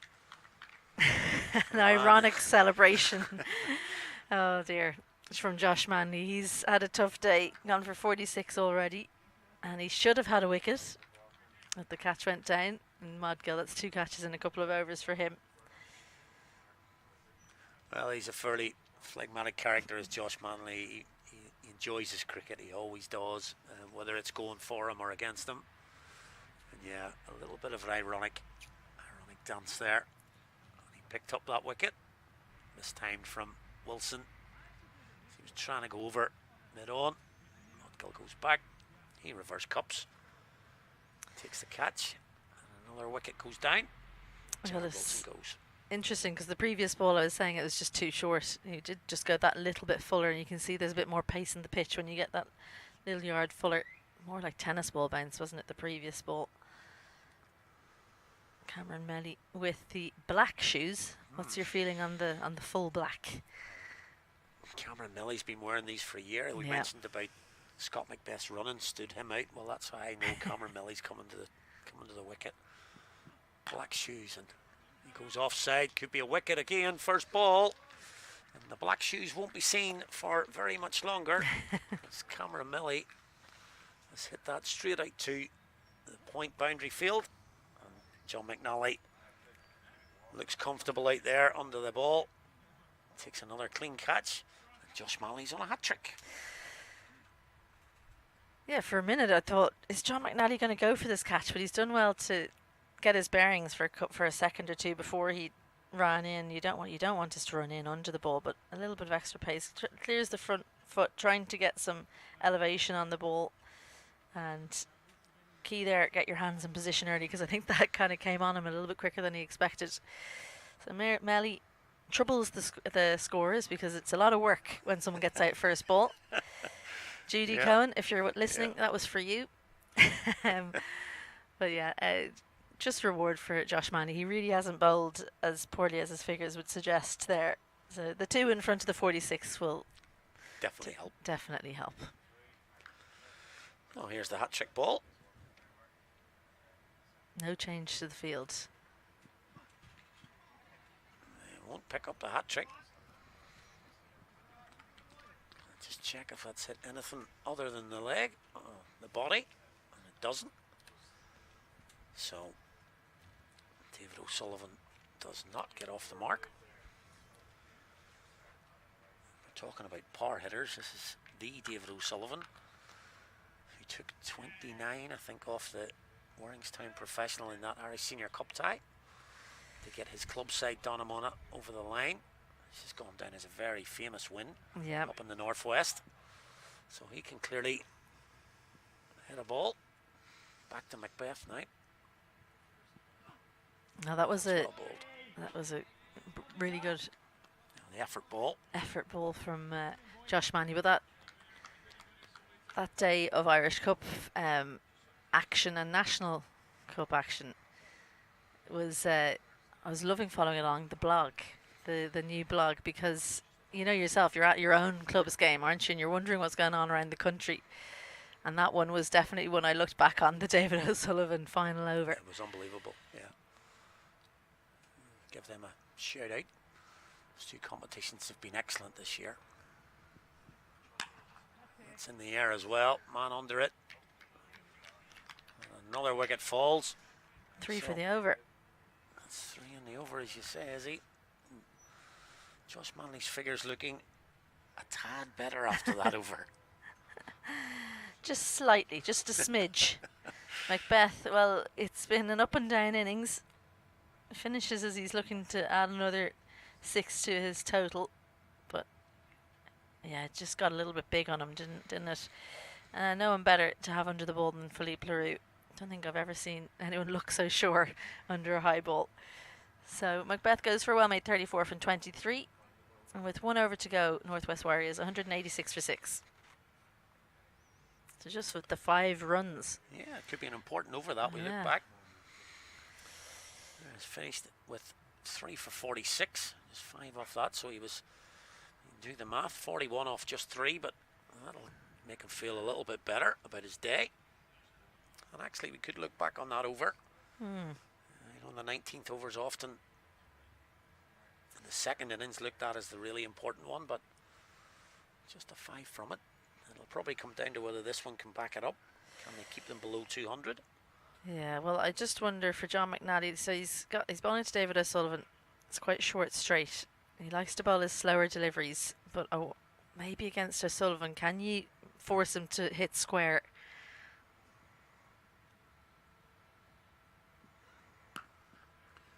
Does exactly that. This time, Brewster can get round. This should be a run out. A little bit of a mix-up between the two. A little bit of hesitation, but they managed to get back. Well, the thing is, it's actually such a long boundary out there. If you can force the fielder to pick it up near the boundary rope, you can nearly always take on the throw. It's got to be a direct hit, which would be quite something from that distance. So as a partnership, you'd be saying, right, if they're within a few meters of the rope, we're running the second no matter what.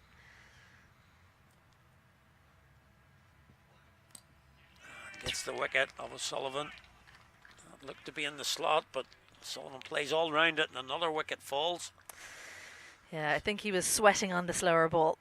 So a good double bluff from John McNally, full straight and through O'Sullivan, who doesn't manage to show what he can do really with bat in hand. He'll have to come back with the ball and see if he can contribute that way. 2 for him. Northwest Warriors 188 for 7. Yeah, you mentioned about first bowlers don't help the scorers. This plethora of wickets won't help either. People coming and going. Well pitched up. He just got an edge on it into his stumps. Yeah. Goes for 2. When you see a shot like that, you know that someone's been waiting for the slower ball, don't you? Because he was late on it. And John McNally, no disrespect, he's not express pace. So David O'Sullivan would normally, if he's expecting the pace on delivery, he'd be well able for it. But expecting the slower ball, didn't get the bat down quite in time. So the fight back from the Reds continues. Here comes McNally again. Dot ball. Harry Zimmerman, at the back end. The new man out in the middle, but brilliant comeback. We were talking about a few hours making a big difference, and there are periods in the game that matter more than others.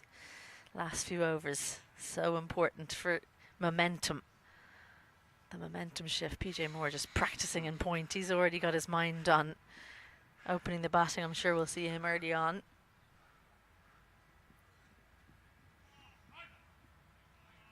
Really well done by Cian Hilton behind the stumps. Those ones can turn on the second bounce. He stayed in position nicely to gather that.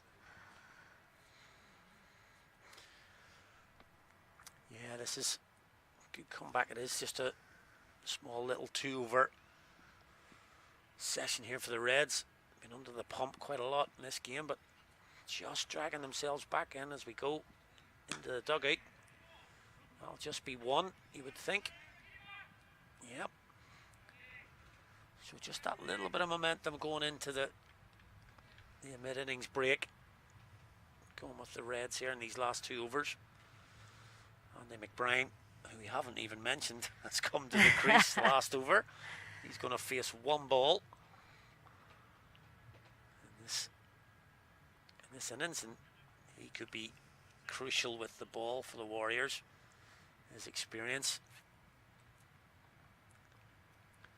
So 1 ball to finish this innings. McBride to face it. Just a change in the field again. Third man goes back and they bring up. The man on the leg side comes up to square leg. So here we go to finish the innings. John McNally. Down the track in the air, but Cloth, they're going to come back for 2 surely. McBride's got to get his skates on here, and does. Cleanly taken. I think he was home anyway, so 2 to finish, and the Reds have done well at the end there. We were sure that the Warriors would get to that 200 mark, but they've fallen just short. Still a good total, 191 for 7. And that sets up a really good second part to this first game in the IP20 trophy. Yeah, just 10 hit off the final 2 overs there. A big change in momentum as they got off to a flyer, the Warriors. 67 for Topping off just 39 deliveries and contributions from the top 4. Egan in particular was impressive with his running and his 6 hitting ability, but he was dismissed by McNally. Manley came back strong with 3 wickets in an over, and that halted things as the tail didn't wag for the Warriors, but they still made a pretty good total, 191 in their allotment of 20 overs. Yeah, plenty at the top there, and that's something we've talked about the Warriors have struggled with in the last couple of campaigns. Partnerships at the top, 61 for the opening one, and then 60 between Topping and Egan, 55 Egan and Macbeth, not much else at the end. The bowling from the Reds, yeah, the seamers tended to go around the part here. Mike Frost unfortunately got injured, so they had to mix and match a little bit. Josh Manley came back in his last over to pick up 3 wickets, so his 3-4-46. And as I say, Mike Frost got injured, but McNally possibly the pick of the bowlers today, 3 for 33. So a game that ebbed and flows, topping, entertaining at the top with Balbirnie and Egan and Macbeth doing the running in the middle overs, but McNally and Manley coming back strong. Brewster as well. He took the other wicket. Frost, unfortunately, he was injured, but lots and lots of contributions from other spinners who didn't manage to take wickets. And I think a shout out to the captaincy of Philippe Leroux, who managed his bowlers really well when he lost one of his frontliners to injury early on. So it's all to play for here in the first game at the Mardyke. Make sure you stay with us for the continued coverage in a very short period of time when the Reds will see, can they chase down 192 for victory in the IP20 trophy.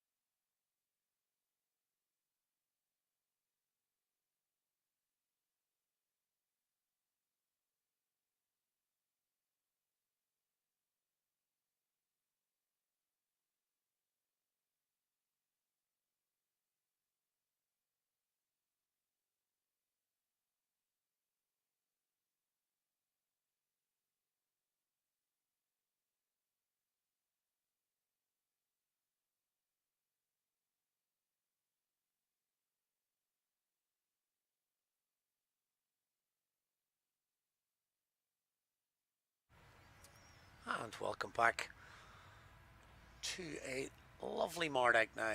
Glad to say myself in his ear. Sun creaming up here at the halfway here. Glad to say that that's necessary. So halfway through this opening IP20 game, and the Northwest Warriors have amassed 191 for 7. A good total. Possibly a little bit less than they had thought at one stage. Just 44 runs coming from the last 5 overs and 5 wickets during that. So the Reds just pulling it back slightly. Still a big title in 192.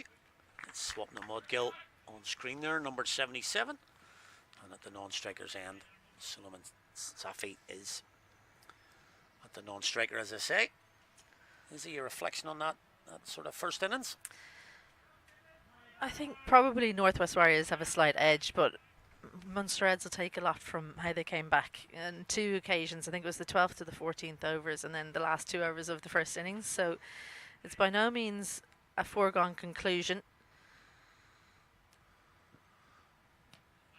Big wide one to start from David O'Sullivan. I'll knock one off the total.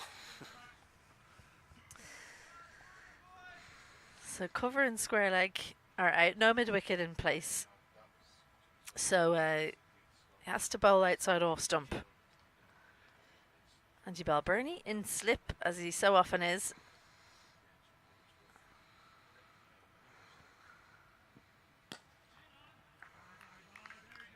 David O'Sullivan in that category of heavy ball bowler.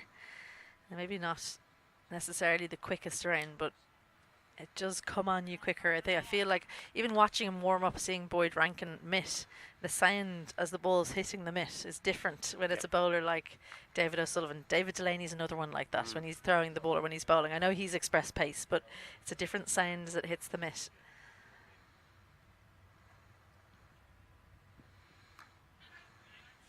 That's just as your point there, that got right on to fielder short third man, Zimmerman. He did really well because that could have been the teeth. It could have been wearing one. As he's diving, it just bounced a little bit more than you'd expect. And yeah, Swapna Mudgill using the pace to good effect, but just couldn't quite beat the fielder. I quite like this field because third is up in the ring. It almost says, look, if it's going to beat you at short thread, it's going to beat you in the deep anyway. So we'll have protection elsewhere. They've got to cover it instead, as that one just squirts off the inside edge. Don't think that was where that was meant to go. Just as we were talking about in the first innings, Cameron Melly's out in the boundary there, and he again looked a little bit circumspect when he was coming in to collect the ball. There wasn't going at sort of full pace, was quite happy to let the ball come to him, and they were looking for 2. He managed to keep it down to 1. It's almost the kind of outfield you're expecting deeper in the summer, where the outfield's really hard and you can just kind of kick up off a ridge in the outfield.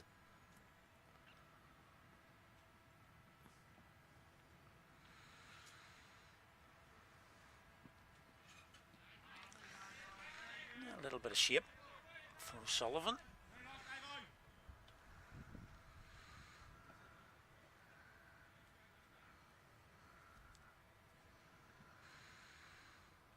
Left hand, right hand combination. We saw it for much of the first innings. You wonder how much that's played into the thinking for Jeremy Bray with the batting lineup.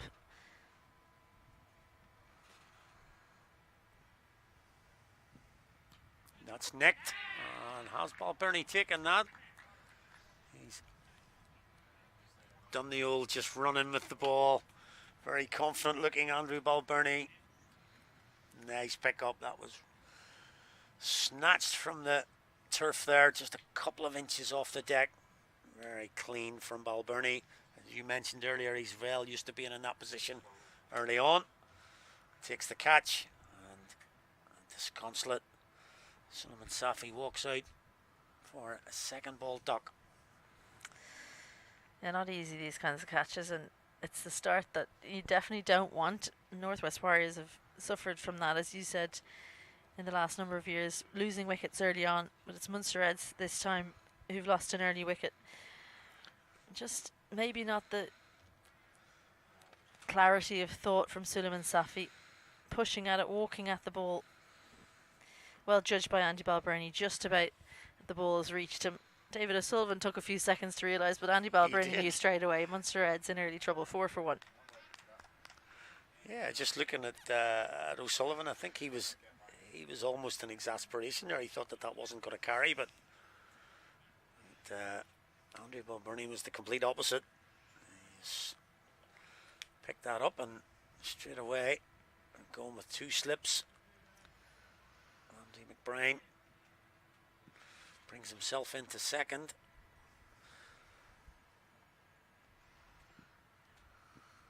And a big flash from the new man, Matthew Brewster, through to the keeper. And a successful over straight away for the Warriors. And just 4 runs from it. Well, good start from O'Sullivan with a little bit of shape. And picks up the first wicket. A very different beginning for the Munster Reds to their innings. It was 16 without loss for the Northwest Warriors off their first over, as they took down the usually consistent Josh Manley. And yeah, if there's one thing Andy McBride can sense, it's blood in the water. He immediately was happy to put in a second slip. Look, let's see if we can press our advantage here. He's quite tight in mid-off there, Andy McBride. Extra cover is tight as well. They've got the slip in. It's almost like the field is squeezing in, taking all the air from this Munster Reds riposte. Harry Zimmerman, he's got a ball in the air, gets through though. Man out in the deep, Cameron Millie swings round, can't prevent the 2. A little bit uppish there from Modgill though, into those fielders in the offside. He gets away with it. Zimmerman just getting the ball to leap a little bit more than you would expect from that length. So something for Modgill to pay attention to. And I was paying attention to the runners out there in the deep, knew immediately it was Cameron Melly, because you can't really see his feet with those black shoes. Action again for Melly.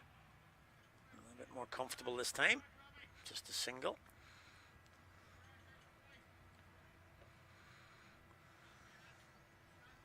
Harry Zimmerman there on screen, taking the new ball from the Ardmore Club in the Northwest.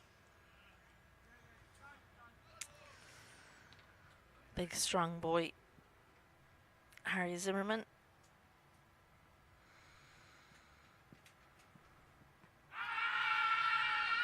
Oh, well, that had a lot going for it. I wonder,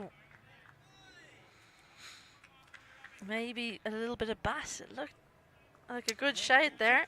Matthew Brewster picked that up at all. Nope. I don't think he picked it up from the release point. We had a look at it here now, but Ronnie Black again, fairly unresponsive, just drifting possibly. Oh, it's hit him on the toe. I reckon you review that, it's umpire's call. It's the first shot in anger we've really seen. Is it going to cover? It's just going to go for 4. Yeah. Yard or so inside the boundary, but Brewster playing through the line, mid on, mid off up. A safe shot there. Certainly picked that one up. Just trusting to his strength, and the fielder's inside the ring, goes right through with it. And we had a good view to see it land just inside the rope. Another few inches and it would have been the first 6 of the Munster Reds' reply. And a repeat dose. It's heading our way. And yes, just makes it inside the tent, and lovely piece of fielding, Isabel. A little bit easier than my previous effort in the warm-ups. It just took a nail. Don't know who it was bowling. Lost my nail from my little finger. That one was slowed down by our tent, but a nicer shot, that one, a little bit more assured. Andy McBride just dropping on the ring and a little bit straighter now. That could be another boundary. Dropped short this time, readjusting his length, hit for 2 balls down the ground. Someone in the deep wasn't paying attention there and just worn that in the ankle. Yeah, overcorrection from Zimmerman. Yeah. Way too short, down leg side. You won't get an easier one to dispatch than that. Just swivels and helps it on its way. Matthew Brewster 3 fours on the trot to close out the second over, and the Munster Reds reply very much underway. 19 for 1 after 2. Yeah, what had begun as a very decent over. 3 fours to end it. It's T20 cricket. Sullivan to continue. That'll be away, and that'll be 5 of them. That's heading our way as well. Oh, wow. And there you go. I'm sure you've picked that up on the sound mic. that is clattered into the tent here. Yeah, we're definitely in the firing line, but I was thinking more from the other end. Far end, yeah. There's a big wide from David O'Sullivan, just kept on going away from Sam topping the wicketkeeper, and yeah, we've been in the action so far in this second innings. That'll be 4 this time. Very similar shot to the end of the last over, but this time beats Zimmerman at short third man. That goes for 4. The dimensions of this ground make this a really good option for Swapna Mudgill, because there's a little bit of a cut off there. You can see the angle on your screen where it's difficult to protect. So I think that Philippe Leroux bowled the correct bowlers from this end to stop that being a scoring option. He bowled his spinners by and large from this end, especially in the power play. He knew that that was a dangerous area for a seamer, but so David O'Sullivan just a little bit too wide. Yeah, could come back. I think that's something we'll probably be referring to over the next 3 days. That little corner down there that you're talking about. It's sort of what commentators like to talk about. They look at dimensions in the short side, which sort of, what is there, a short side on this ground? I think that's where we're talking about in that. Yeah, and it's not even that it's short, it's more like it's such a weird angle that like you need 2 fielders to cover it. We're normally used to seeing a curve around there. And so backward point is extremely backward to try and cut it off. And in fact, they're taking Andy Balbirnie out, and they're going to have almost a fly's third slip. They've got 3 fielders manning that area backward of point.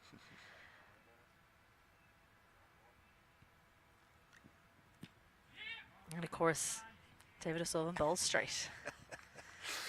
Yeah, if I had been nicked down to fine leg, and there might have been Andrew McBride, might have been in the bowlers here. Do you know what? I'm going to just move my seat back a little bit here, because I feel like I'm going to have to be agile, ready to move. Definitely. In this position. Balbirnie will go back into slip for Matthew Brewster. We might have to do a deal here that it's game 2 I might have to take the fan out today. No, I'll get my fielding practice done. It's a good delivery, a little bit of shape, good length as well. Cramps Brewster up for room. Now, I've got a couple of games. We've started this new thing in the women's league in Leinster, where you play 2 games in one day on a Saturday. So 3 teams come together in one club, and you get 3 games played because it's a 9-team league. So I've got two matches on Saturday, pending selection. Of course. Against Leinster and Pembroke. Nice. So it's a good day out. We've already had one day. We had it in Marion a couple of weeks ago. A sunny day. Just about gets the bat down in time. They'll put pressure on Melly, but he's a brilliant boundary fielder, so easily keeps it to 1. And we had one day of it already, and it was 3 pods. So you play the 3 games in one ground. I think Marion, I can't remember what the other 2 grounds were. I didn't need to pay attention, but all the games got played, and lots and lots of people down, lots of kids down, as you can imagine. So it was definitely we've good invention. Quite a lot, sort of innovative thinking and trying to create a wee bit of atmosphere in that. It's sort of half missed field. Wrong end. Will only be 1, but yes, creating those little events for people to say it's not just one game. You can come and see lots of cricket here. Exactly, today. exactly. And we had all the internationals on show as well. Even better, yeah. So it was good thinking from Cricket Leinster. 31 for 1 after 3. So decent over for the Munster Reds, 12 from it. That 5 wide's really not helping David O'Sullivan. It's always tough if it's the first ball as well. You're clawing the over back. He actually did claw it back in the end. 2 boundaries in the first 2 balls. One of them a 5 wides, but he Only went for 3 in the ensuing 4 balls. Andy McBride into the attack. I talked about him during the first innings. He faced 1 ball, the very last ball of the 20 overs. So not much for him to do with the bat, but I sort of referenced that he might have a job to do with the ball, and he's decided to come into the action a little bit earlier maybe than normal. Just the 4th over. And interesting to note that he has stationed his his current international test captain, but ex-ODI captain and T20 captain Andrew Balbirnie has been sent out to long on, and the other fielder is in that area we've talked about quite a lot, over at sort of cow corner if you want.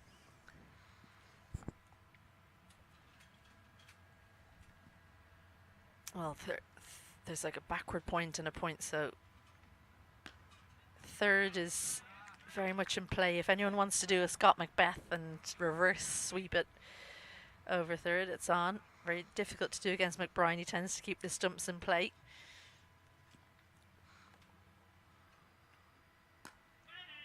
Yeah, it'll definitely be something to watch here, is how many balls are bowled on the stumps here for McBride. It's a stock and trade.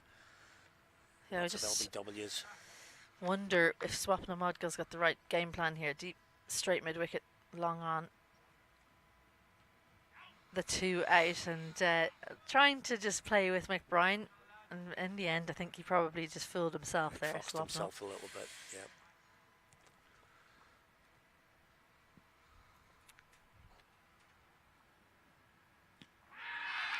Is that out? It is. It is gone. Great appeal from McBride as usual. I think we just said it, the ball before. Perhaps Modgill didn't have his plans set there. Good field set from the Warriors, cutting out that slog sweep. And Modgill was trying to get across, then changed his mind. And the shot that he played just nicks through the topping. And 2nd wicket for the Warriors. 31 for 2. Yeah, bowled the first 2 straight, then hung it outside the off stump, and Modgill in no position to play that shot. Far too full, really, for a crossbat shot. Good keeping from Sam Topping behind as well, and really outthought on that occasion, Swapna Modgill. 31 for 2 are Munster Reds in reply to 197. So the problem with the target like 197 is you just can't really afford to have quiet periods. So each batter coming in has to get going straight away. Yeah, that's it. It's you can't really. Everything has to go really perfectly in the 2nd innings here. And losing 2 wickets early puts the pressure on. It's Philippe Leroux, skipper, comes in at number 4, captain to captain here. Starts with a straight one. And yeah, I suppose the only thing, and a little bit of an advantage for the Reds, is that with the total on the board, you can only play one way here. You've got to go. There's no second guessing it. You can't have those 7, 8, 9 balls to play yourself in, really. Oh, it's beautifully bowled again from McBride. Is that, in fact, a wicket maiden in the 4th over of the game? Incredible stuff from Andy McBride, the captain of the Northwest Warriors. 31 for 2 after 4. And that's a very quiet over. That's as quiet as they come. That's just about as quiet as it comes, yeah. Yeah, so, I mean, what I would say is that, yes, the Northwest Warriors scored a lot of boundaries in their power play, and they made 63 in their power play, but maybe it's recognising, okay, boundaries aren't as easy to come by, especially against McBride. He's really bowled a top class over there. Can we just make sure we don't face dots? It doesn't. Every over doesn't need to be a big over, but what you can't afford is maidens. Yeah, I think that's something that's definitely coming in. It's filtering down from international analysts and stuff, how many dot balls you're facing. Even in club cricket now, people are starting to talk about how many dot balls you're facing in a 6 over period, and trying to eliminate those as much as possible. So yeah, there's 6 in a row there for the Reds. Jared Wilson takes up the mantle. He gets a little bit of bounce through to Sam Topping. Yeah, I reckon Matthew Brewster just trying to hit that far too hard. Got the bottom hand involved, and the length wasn't there for that shot really. But that maiden just piles the pressure on at the other end. And just looking through the Northwest Warriors innings in the first 10 overs, they had some of those big overs: 16 off the first, 13 off the third, 17 off the fifth, 17 off the seventh. That could be out, and is. Got his hands down really well. It's O'Sullivan there. He's got down for a big man. The catching's been good from the Warriors. That again is a difference. They've taken their chances. Matthew Brewster again, possibly on the back of that maiden over he watched from the other end, thought that he really had to go after it here in the 5th over, and he's perished as well. I just looked to go over the top, length not quite there. He went too straight as well. Maybe over mid-off he would have got a better contact, but that's great technique from O'Sullivan to wrap the fingers round at 13 from 8 for Matthew Brewster. And Munster Reds 3 down inside the power play, 31 for 3. And they've got it all to do. I was just to finish that point about the big overs. They had 4 big overs in the first 10. 16, 13, 17 and 17. But then inside there they also had overs of 5, 6, 6, 5, 5. Yeah. And then 9. So they weren't all big. The spinners came in and were tight, but the Northwest Warriors made sure to rotate the strike when a bowler got on top of them. So avoiding the dreaded dot balls. Dot balls, and maybe again it's a wee bit of that scoreboard pressure. You need to go at 10 and over, but you can't just one boundary and 4 singles and 5 singles and you're up with the rate. But maybe trying to go too hard too early. What a delivery that is. Cuts PJ Moore, the new batsman, out in the middle at number 5 and half. He is someone who always looks a little bit shaky in the first few deliveries, and you really want to get rid of him early. Oh, it's a good ball though. Yeah. That's a good ball first up. Nip back. I haven't seen too much of that so far. We've seen kind of just nip back through the gate. More swing bowlers, haven't we, rather than seam bowlers. That's what Jared Wilson, the point of difference from him. He may, if he hits the seam. Oh, and good length again there. Just in that area where PJ Moore was unsure whether to go forward or back.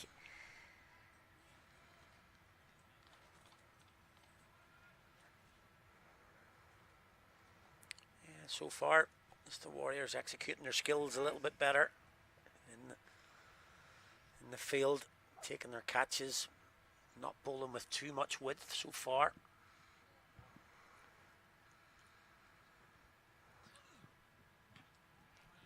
Just as you say it. Cue bad ball. A bit of width down the leg side. But bowling to his plan. I think he's kept the right length. What you don't want is a full wide one or a short wide one. At least the length was right. It wasn't too far down leg side, so you're not too worried as a bowler if he's slightly air like that. He wants to keep on attacking PJ Moore's stumps. 3rd inside the ring. Oh, well. Yeah, Back-to-back wides. Clean mockers on him now. He's lost it completely. Oh dear. Come on, Jared. He's got to come back for you. We've been talking him up for the first few I'm deliveries. basically saying that. I'm now hoping that he pulls a straight one. It's okay. It's still a good over. 1 for 3. He's not doing too badly. Still half the over to go, though. That was a laboured approach to the crease. He's already bowled 6 deliveries, and the 7th goes for a flayed away forward. That bit of width we were talking about. He'd done so well not to give us it on this occasion, and PJ Moore off the mark with a boundary. Yeah, I think you're right. He was literally just putting that ball there, just trying to get it somewhere down there. That was, yeah. That width I've just talked about. And PJ Moore can get off the mark with a boundary. Well fielded by Scott Macbeth. Backward point. And end of a long Jared Wilson over, but just the 7 from it and a wicket. Is that a 5 ball over? I think it is. I think it is actually, yeah. Mark Hawthorne miscounting. I think that 3rd wide wasn't the wide. I think he only bowled 2. Got it. And the 3rd one went for the boundary. So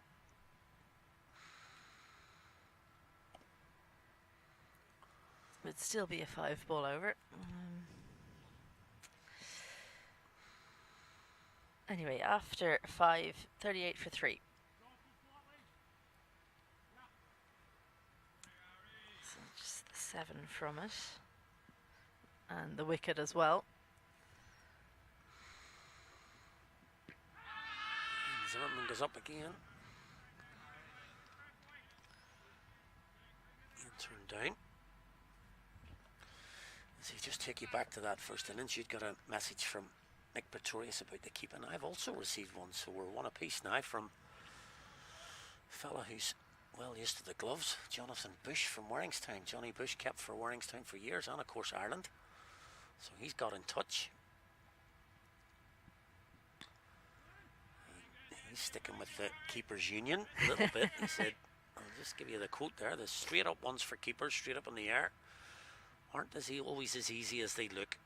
A little bit of technique from him is get the cap off straight away, let your eyes see the ball, and make your gloves as big as possible. And as I always talk to my 9-year-olds, watch the ball at all times. Hashtag keepers union. Yeah, I just wonder, was it a case of thinking that it was already in the gloves? That's the big mistake people can make for catches, and I've definitely made that mistake myself. Is a high catch I remember dropping. I won't tell you when because I don't want anyone looking back and figuring it out, off my own bowling, running backwards into the sun, and there's a lot of spin as well. That's the thing. That's the reason why you want keepers going for it, and not the slip or the point fielder. You want the keepers because they have the gloves, so that takes a little bit of the difficulty out of it. But they are difficult to catch. I will say that.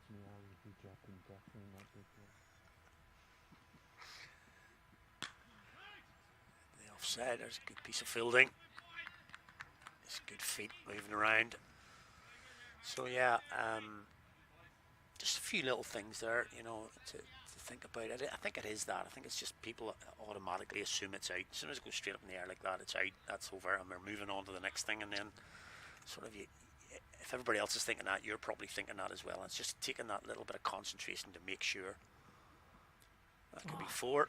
And down the leg side, just a little glance from PJ Moore. That runs away for another boundary for him. His second. He moves to 8, and the score is 42 for 3 with 1 ball left in the 6th.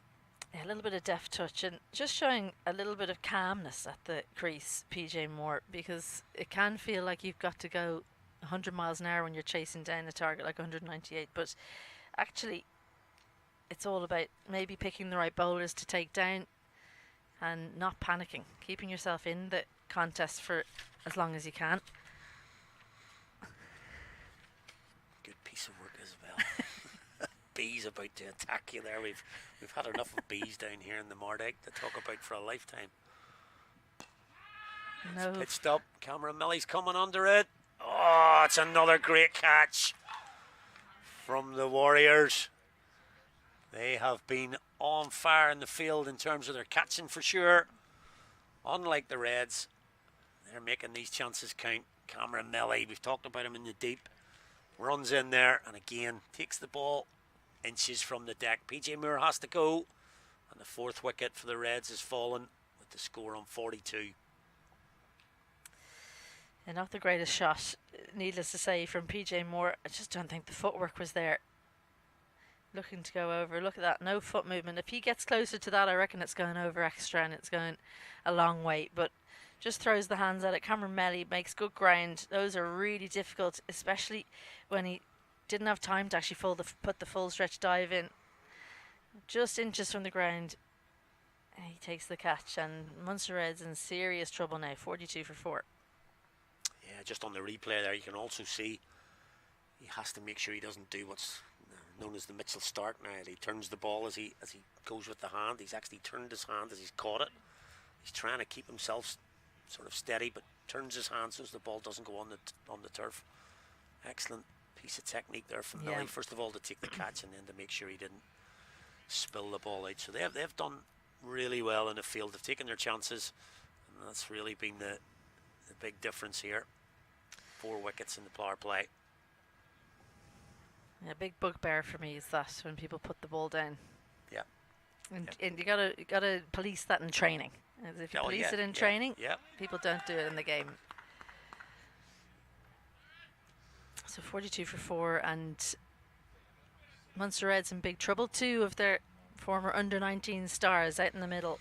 Ireland under-19 stars did really well in the last under-19 World Cup, didn't they? John McNally, Philippe Leroux. So they're used to being in pressure situation. It's a left-right hand combination as well. Someone who's in good form with bat and ball. John McNally goes out into the middle.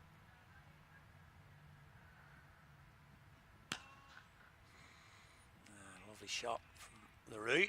Is it going to hold up? It's just going to have enough on it to beat Andy McBride out to that extra cover boundary. It's Josh Wilson into the attack. Beautiful shot, and it was called a no ball immediately as it was released from Josh Wilson's hand. He was so keen to get in the action, he's overstepped. But Philippe Leroux, he's put one through the offside nicely for 4. His first boundary. He's got a free hit coming. Not the start for a bowler. Steps away the leg, it's plenty on it. Bounce just inside the boundary. Into the bushes and back out again. So 4 more. So Leroux off the free hit. So it's seriously broad shoulders. Philippe Leroux, something that you notice when you see him fielding. He's long core, long broad shoulders, makes full use with that shot.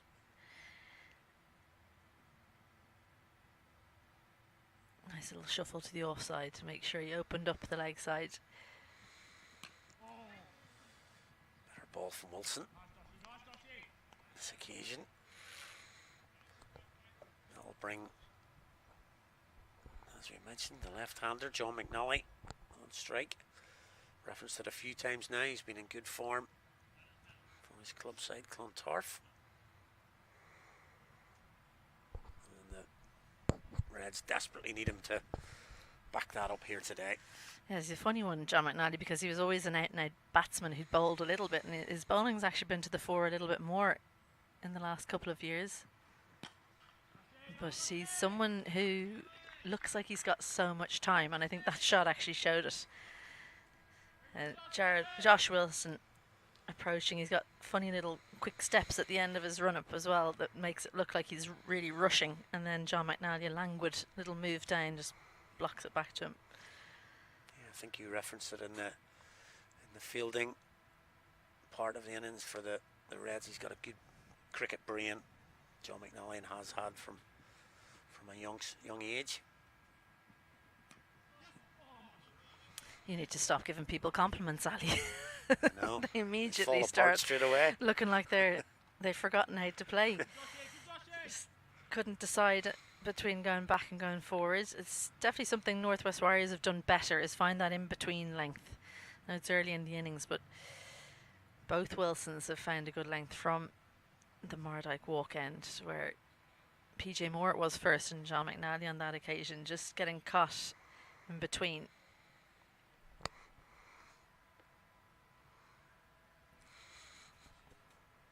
Extra fielder out on the leg side now.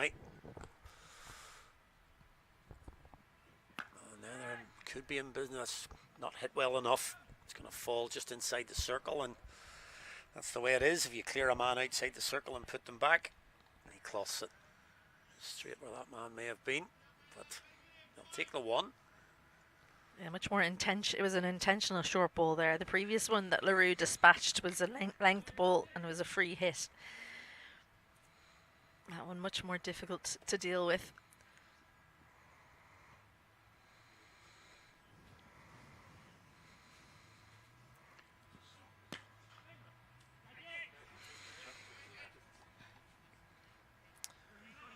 That closes out the over. Came back well actually from the no balls and then the free hit. 54 for 4 as we see the panoramic view of the beautiful Mardyke, and there's our batting card. And as I say, Safi went early to O'Sullivan, nicked off to Balburney, and nobody really has managed to kick on here.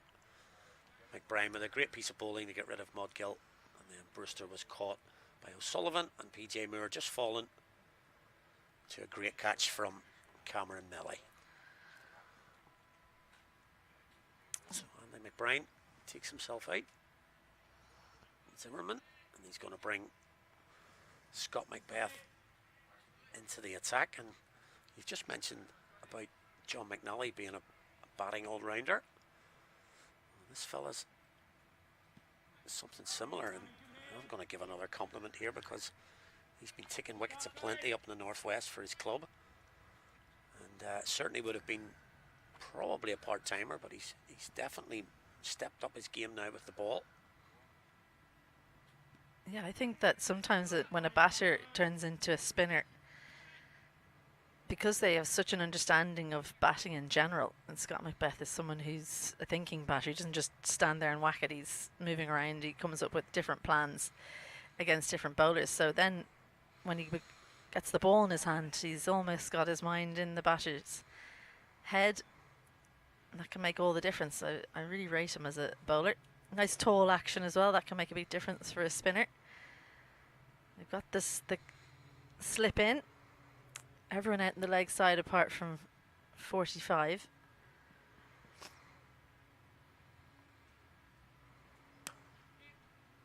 And on the boundary, we'll sweep around and keep that to 1. Yeah, I think he's got the most wickets in the Northwest League at the moment. And as I say, with his batting would have been certainly his main, and still is his main suit. But if he can back that up with a few overs here and there, and then pick up wickets as he's been doing, not doing any harm going forward. No, well, one of the things about being a so-called part-time spinner is people can disrespect you and think, right, this is the bowler I'm going to take down. So it opens up opportunities for wickets.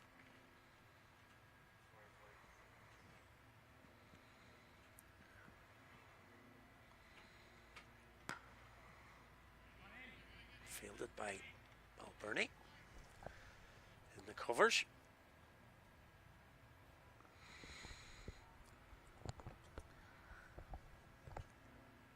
A bit of a drag down there, but he's going to get away with it for a single. And I'll close out a very, very decent over from Scott Macbeth. Just 4 singles, 3 from his bowling with the leg by, and 58 for 4 from 8.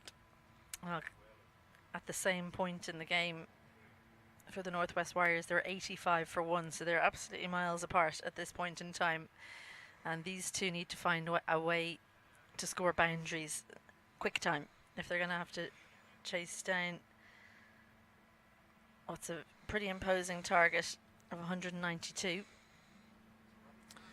Yep, up above 11s now per over, and the old classic mid-overs T20 now. 2 spinners going to try and run through 3 or 4 quick overs here possibly.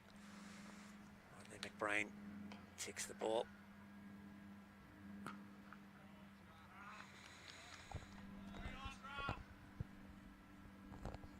Well, Swapna Modgill was the one who faced the previous over, the wicket maiden, and he was trying to make something happen. The problem was that Andy McBride was 1 step ahead of him. So can one of these two outthink him? Because he doesn't bowl the same delivery twice. Can they decide, right, when's the floatier one going to be? I'm going to come down. When's the quicker one going to be? I'm going to do something funky, get it over the keeper's head. They've got to take him on because this game is getting away from them and quick time. Yep, as I say, they'll try and just run through here. I would be suggesting that they'll take 4 more singles here if they can. Just get out of the over. And if they happen to pick up a wicket along the way or a dot ball, that's a bonus.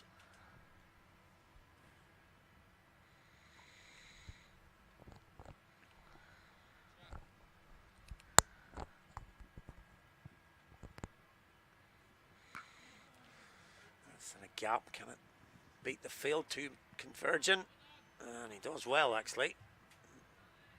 Bernie down there. Nice piece of fielding. Yeah, really good stuff from him. Not someone we're used to seeing on the boundary too much. Maybe on the straights, 'cause he's such a good catcher.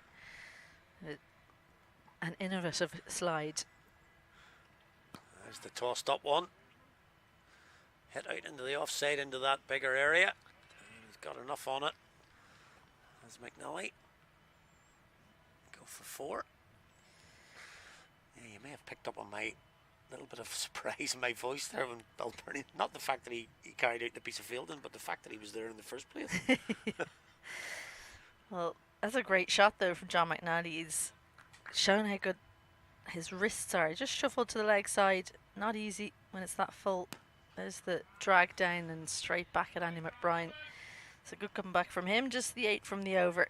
9 gone, and Munster Reds 66 for 4.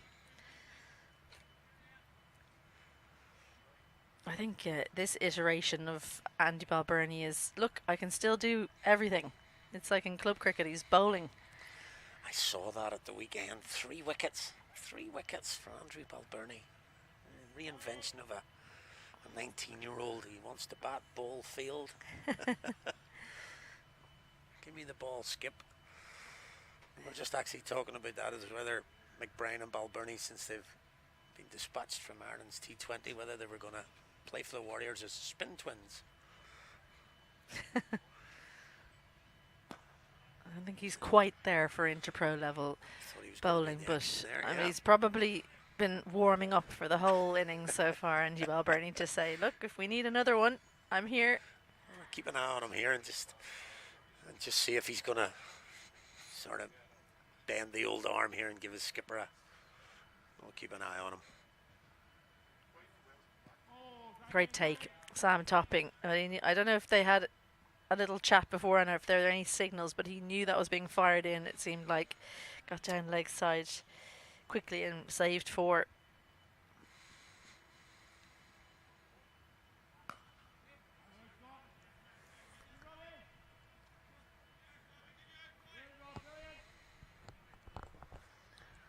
Yeah, just mentioning those two, and we referenced it earlier that the T20 internationals won't be playing today.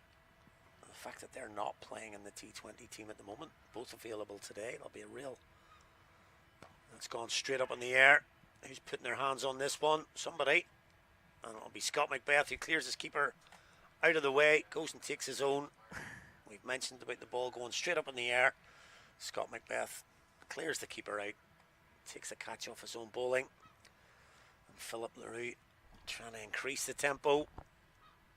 Hits that one straight up. Macbeth takes the catch off his own bowling. 69 for 5. Yeah, too full for this shot, really. The line not there really either. As soon as he hit it, he knew he was in trouble. Macbeth called early. Never easy, those ones, Ali McCalmont. And I think... Definitely not. You know, Again, you can only what blame we're talking yourself. about, everybody expects it to be taken. Off his own bowling. Saves Sam Topping having to do the work. But just as we were talking about it, picking up a wicket as a bonus there, it's just trying to run through a few overs here. Got the wicket. And halfway through the innings now, 5 down. Only 69 on the board.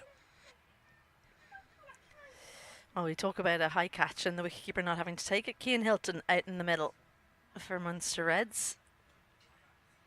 And you always wonder what the mindset is for someone coming out in this kind of situation, because it's got the feel of a rock and a hard place being caught between them, but maybe it's just a little bit of freedom. Just go out and express yourself. Nice shot to start with, gets his hands through the ball. Yeah, again, we were talking a little bit about that on Sunday with when Tim Tector came out for his first bat. It's his second game, but his first bat in international cricket. He's just getting into the team, and you understand if he wants to, but he can't. It's an international game. He's got to go from ball one. A little bit of, as you say, a rock and a hard place for him. Difficult situation. Yeah. Well, you've got to just, I think, when it's like that, drown out the noise and just think about, what can I do now? What's your game plan? Can you get twos? What are your boundary options?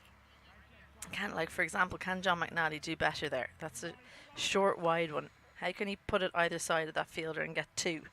Is there a boundary option? Halfway through the innings, and Munster Reds 70 for 5. So sometimes if you can just separate the overall situation and just focus on the one or two balls you're facing, that's how you get through that first bit. Yeah, maybe just play in the moment, as we say, and then the bigger picture will take care of itself. You know, if you just as you say, that one could be placed anywhere really, and could get you a boundary, but at least two probably, and those little twos and ones into twos add up. Again, that's going to pick out the fielder. Yeah, we referenced it in the first innings about the outfield, and it's been measurably better from the Warriors in the outfield. Even ground fielding has been better. And all these little things add up to the situation that we're in at the minute. They've definitely fielded better. They've not been asked as many questions of it, has to be said. Munster Reds were under the pump from the very beginning, and that definitely bleeds into your fielding effort. The running was so good as well. Sam Topping and Andy Balburney.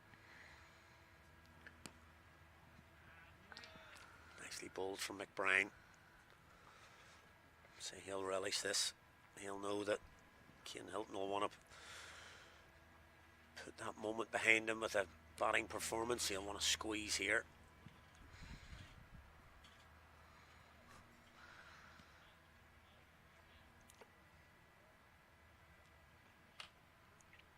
Cover long off, long on, mid wicket and square out for John McNally.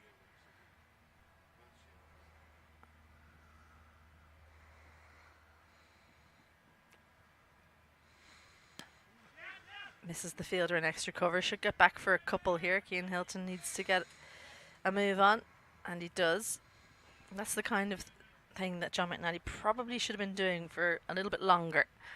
He quite intentionally put it between extra cover and cover rather.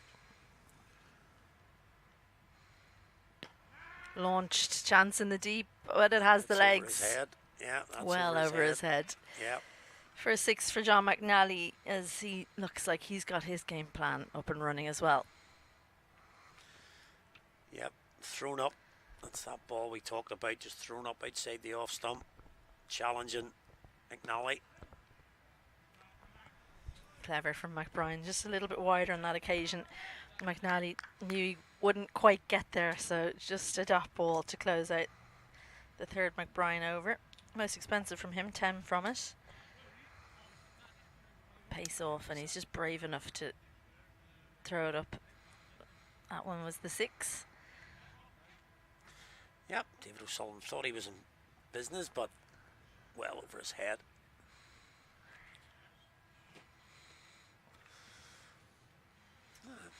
Interesting bowling change here now. Scott Macbeth having bowled a couple of overs just for 8. Just changing it up here. Andy McBride. He's going to bring on Eglinton's Robbie Miller. He'll bowl a little. I think he's here. Thought Scott Macbeth might have got through one more, but obviously that's T20 cricket. Let's think ahead of the game, get him out of the game before they line him up. Little leggies from Robbie Miller. Could half stop there and extra cover. Sometimes you just have to get the body in the way. Yeah, Cameron Millie's been a busy boy out there on the boundary, but he's been pretty secure so far, taking that excellent catch as well to get rid of PJ Moore.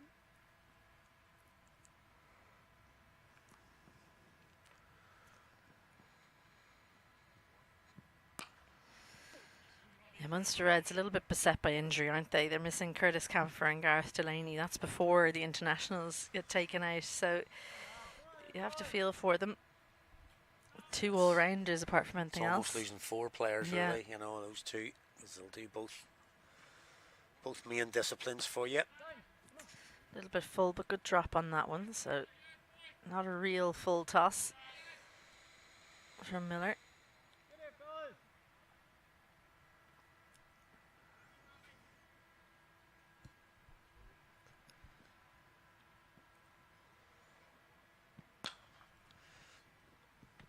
the deep comes round. Scott Macbeth down there. He's quite athletic in the field.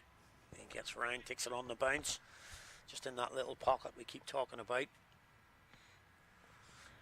Two men out there for the right-hander.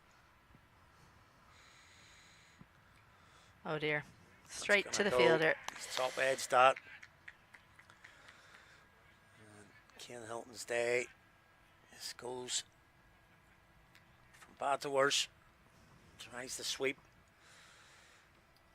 And, just doesn't get connection on it. Top edge. And David O'Sullivan doesn't have to move.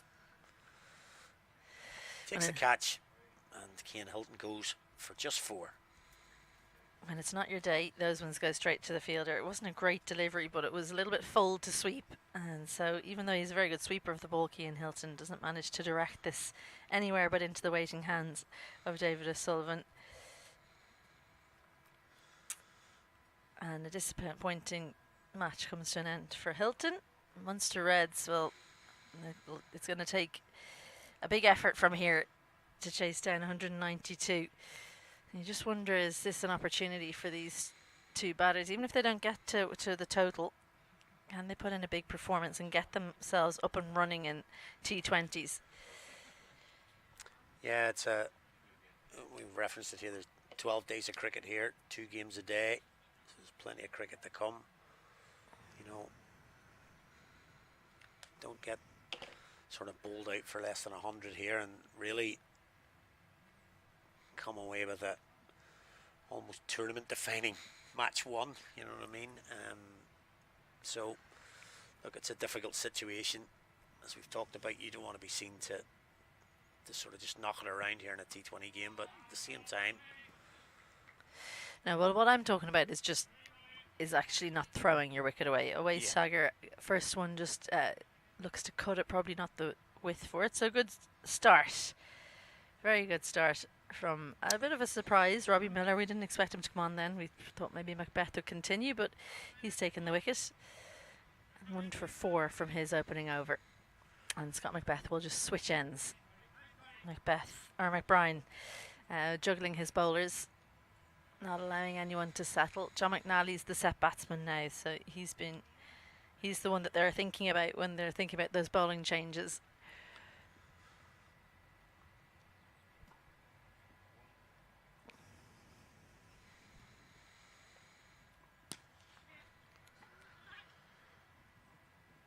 Had to hit. Skates on, yeah. Get the skates on, John. And as you say, the Warriors will probably be quite happy with that to keep McNally away. He's been the only one that's really looked like he's got a plan here. And they'll be quite happy to see him at the non-striker's end for as long as possible. Interesting to see McBride go into slip, because it's probably not needed at this point, but he senses an opportunity to continue taking wickets, so he's put himself in there. I think again, just a mindset thing possibly. We're on top here. I'm going to throw in a slip in the 13th over now. I'm going to stand at slip, maybe whisper it quietly, have a little chat. Possibly doesn't think that Sagar is going to get down and sweep, so he thinks, right, might as well just have a little chat from slip. Yep. Far from it for me to suggest that Andy McBride would have a chat with the batter. He's very quiet. They all are from Donnamana. Of course.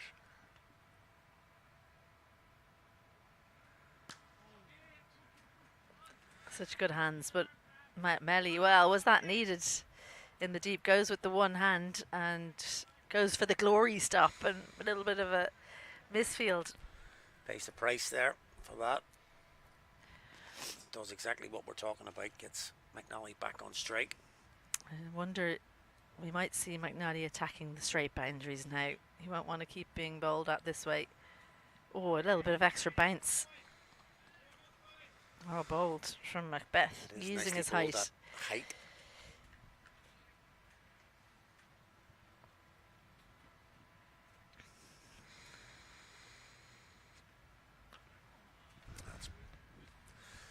Poor ball that he's going to get away with. Robbie Miller down there.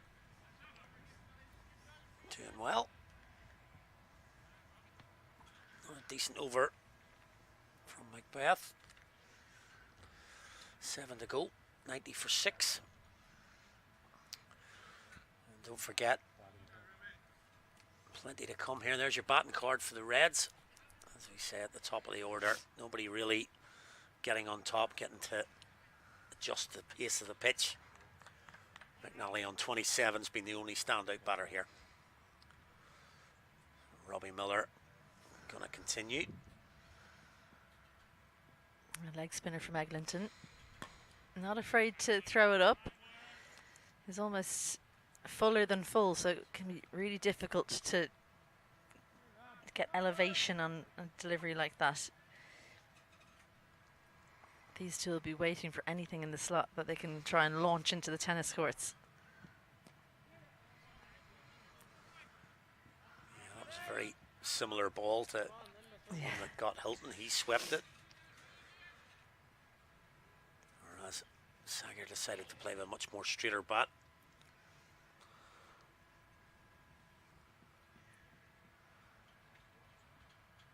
Full again, that's the one you're talking about, Isabel, and that is gone. Not quite towards the tennis courts, right over the top of us. At long on. Well, for a split second I was wondering, do I have to get ready to take a catch? But he's quite tall, John McNally. He uses the full levers. It's actually just a chip from him. Languid looking strike, but goes all the way. When you see fielders looking over their right shoulder, you can tell that it's going the distance, and Johnny Kennedy is in action again. He's not in too much of a rush, is he, Johnny Kennedy? Not really. Leg spinner turning it into John McNally. This is the matchup. He needs to try and take this over down. Try and kickstart this innings. Give Munster Reds a chance. Very slim chance. 192 the target, so 94 runs and just 39 deliveries. Just got to think 2 a ball with a few 6s in there, and you can chase it down at a canter, Ali. Be a good watch.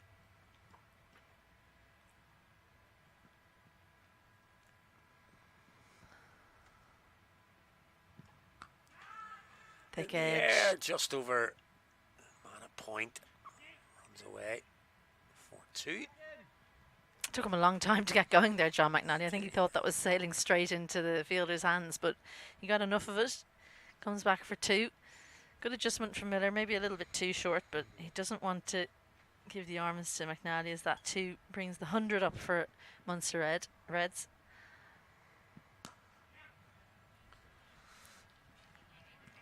Again, fired in quite short. Saw McNally coming there. Sager needs to come to the party now. 2 from 4 for him. No more time to take a look at it. Need to start contributing to the Munster Reds total now.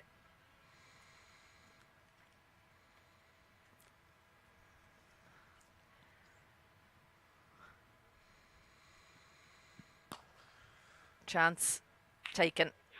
Very good catch. Right. Never easy. Jared Wilson got in position, wrapped the mitts around it, made sure Sager looking to contribute. Can't get the elevation.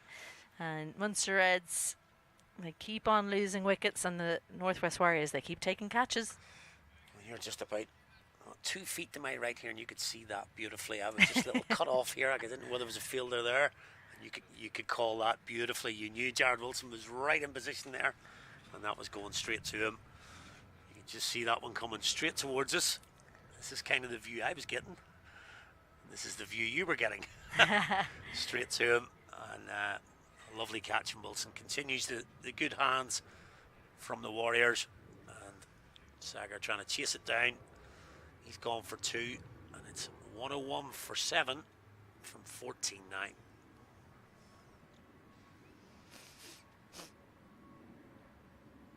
Two wickets for Robbie Miller. That's a bit of a bonus for the Northwest Warriors. I always think if it's a bowler that you weren't expecting to take wickets, it almost counts for double, almost like a run out. Yeah, as you talked about, you know, internationals were playing today. Robbie Miller may not have played, but that's the type of thing we're talking about. You get your opportunity, get yourself in there. He's taken 2 wickets here for very little. He'll feel good.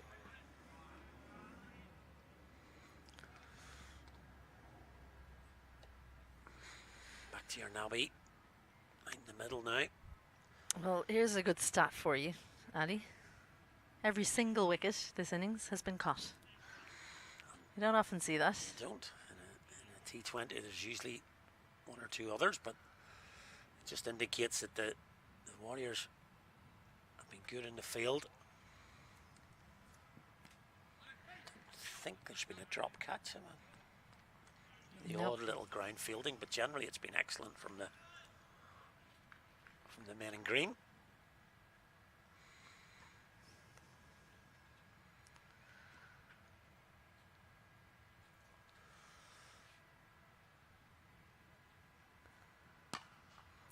This could be another one, is it?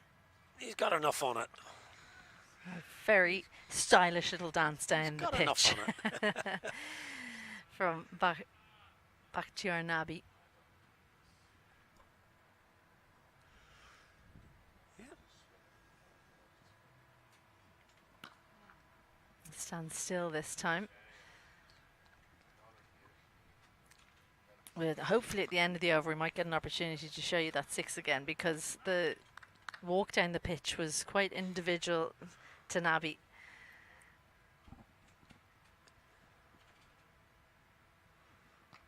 The quicker ball. Man down on that little Robbie Miller down there.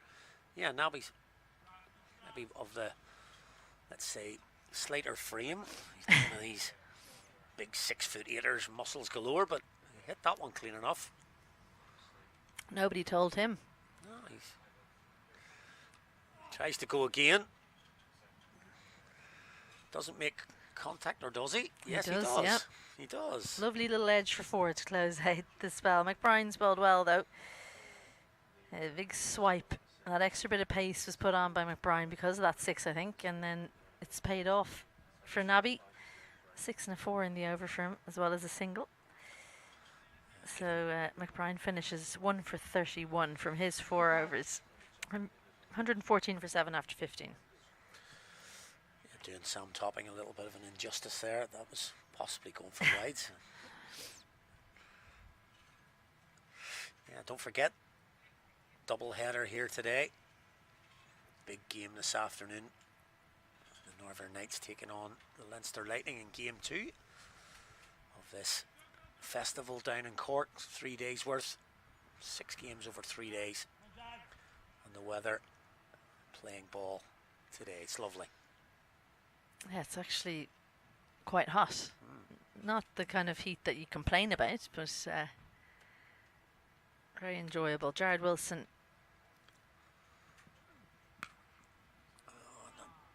Well, was that the drop chance? Is the first mistake that we've seen. I think it's Jake Egan, is it? Yep, it is. It's Jake Egan there in point. Didn't have the height that McNally would have wanted, but it came on him, I think, a little bit too quickly, Jake Egan.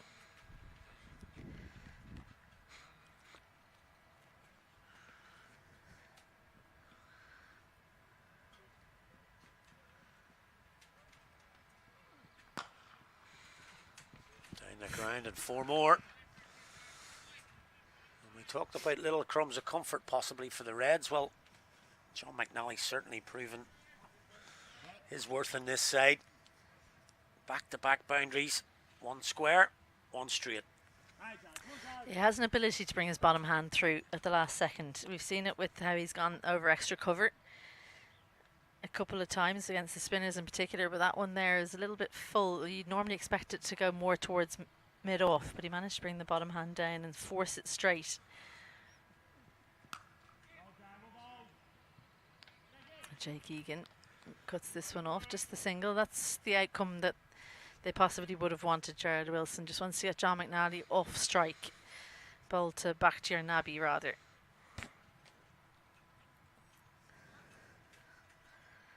This is something that Munster Reds didn't do. They had 2 batters going for a lot of the innings that they were bowling for. So you don't get to just get someone off strike and try and squeeze out a few dots the other end.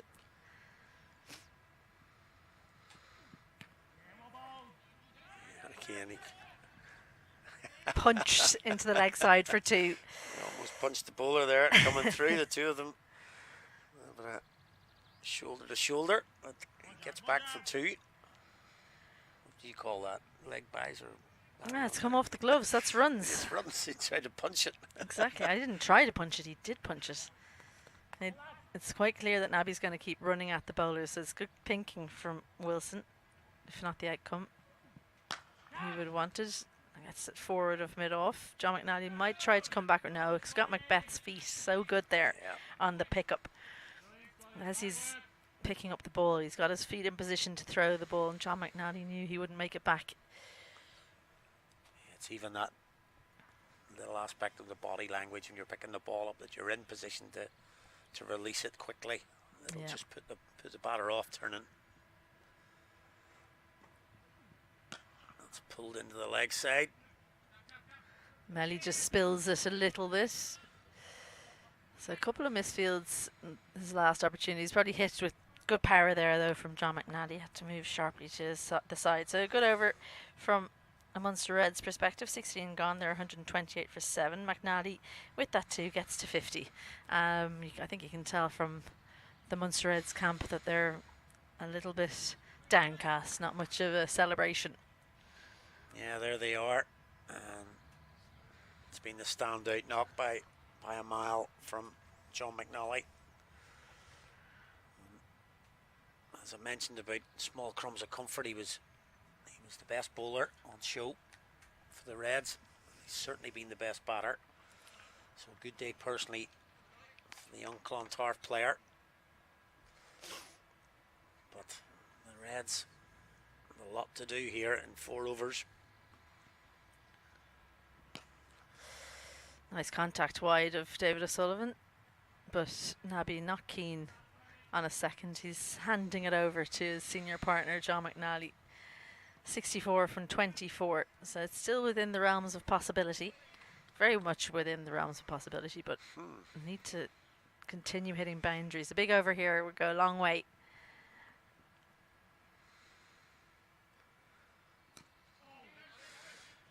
Takes a single.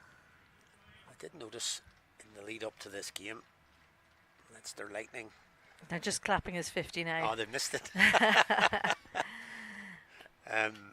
Leinster Lightning noting that John McNally is officially their player, but has been moved to the Munster Reds, and obviously there are a few players today. That's a good shot. That is a good hit. Stand and deliver. Sent some spectators running there. It seemed to be chasing that gentleman in the deep. He couldn't get away from it.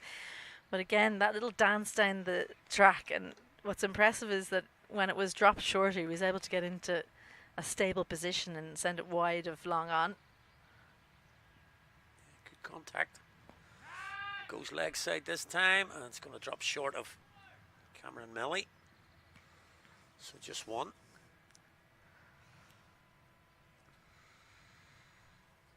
Needs a couple of boundaries here, John McNally. 2 big balls. Macbeth's final 2. He's only 1 for 20 so far. It's been a brilliant spell from him. It's thrown up. McNally goes downtown as you suggested. He gets enough on that.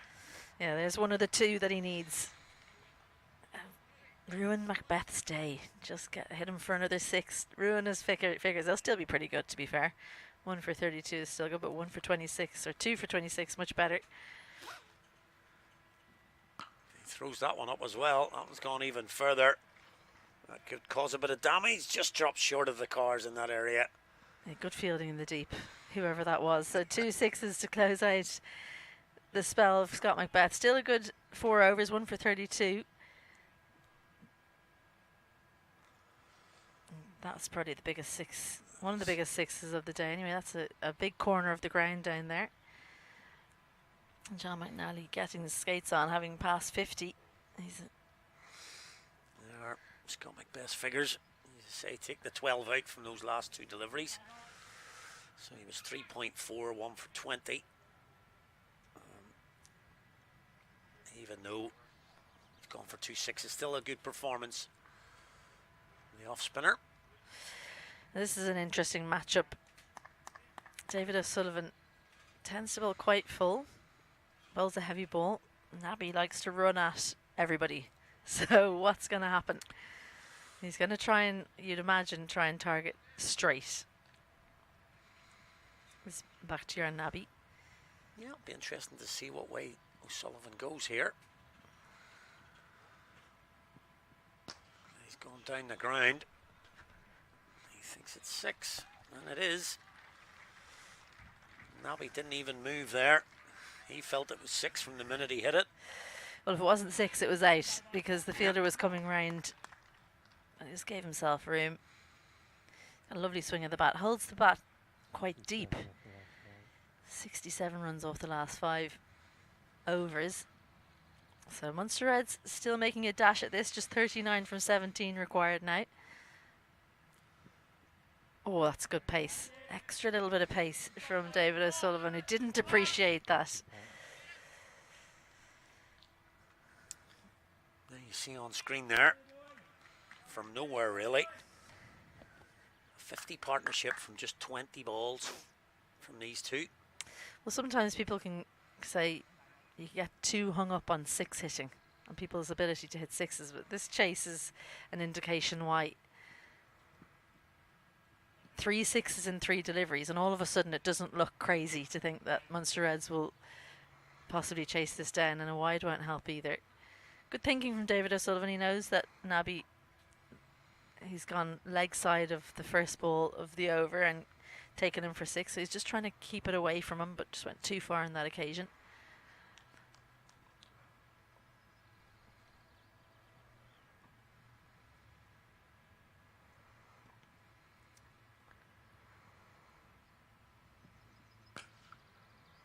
Lovely contact. Cameron Melly. He will come back for 2 on this occasion. He will. Throws a little bit wide. See, every single time that should be 2 because even short. Oh no. That'll be disappointing. That's very disappointing. Nabby shows his disappointment. But it should be 2 every time because even though Cameron Melly is a brilliant fielder, he's got to throw off balance there. You know he's not going to hit the stumps. So you can take him on with comfort when he has to move to either side.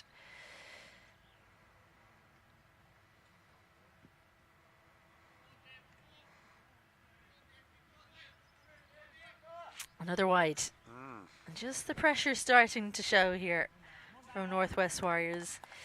And remember, they are in a comfortable position, but they don't have a great history in this competition, and that can actually play on the mind. Yep, just looking around here. Who's sticking their hand up here for numbers 19 and 20? No run there. Interesting shot selection. Yes, just thinking exactly that. It's strange seeing what we've seen so far. And then just to play a beautiful forward defensive off the back foot.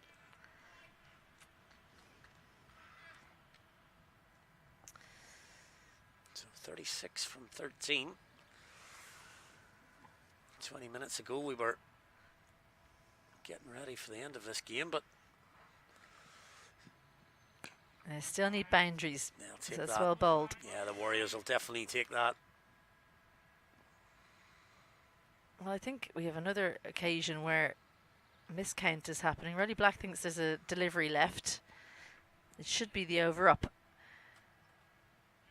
Because there, unless we got one wrong, where there's 2 or 3 wides in the over. Wide. Yeah, I think there've been 3 wides, and I think there were only 2 in our graphic there, so it is still the David O'Sullivan over. It's going to be quite important now if this ball goes to the boundary. I'm pretty sure that he has it right, Roddy Black, that there were 3 wides and one of them wasn't caught. So we did have a 5 ball over earlier in the innings as well. So the scales have been balanced. Just when we get down to this sort of stage. They're going to look to run 2 here, you'd two, imagine. No. From the boundary gets in. They'll happy to take the 1, keep McNally on strike. So we still have work to be done here for the Warriors.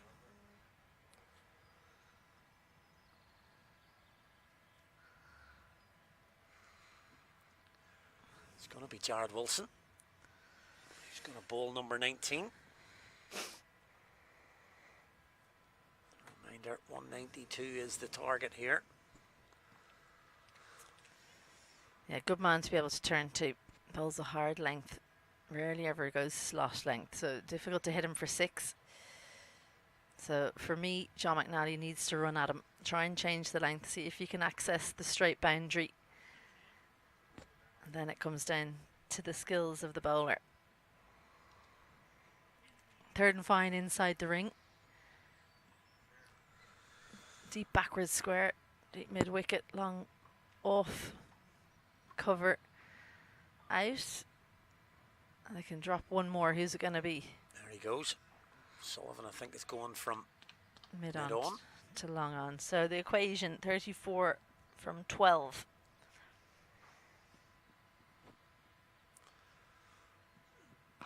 Full in the air, chance. Brian under it, and safe as houses from the Warriors skipper. McNally trying to go to that area you talked about straight. Maybe a good piece of ball, a little bit slower through the air maybe from Wilson.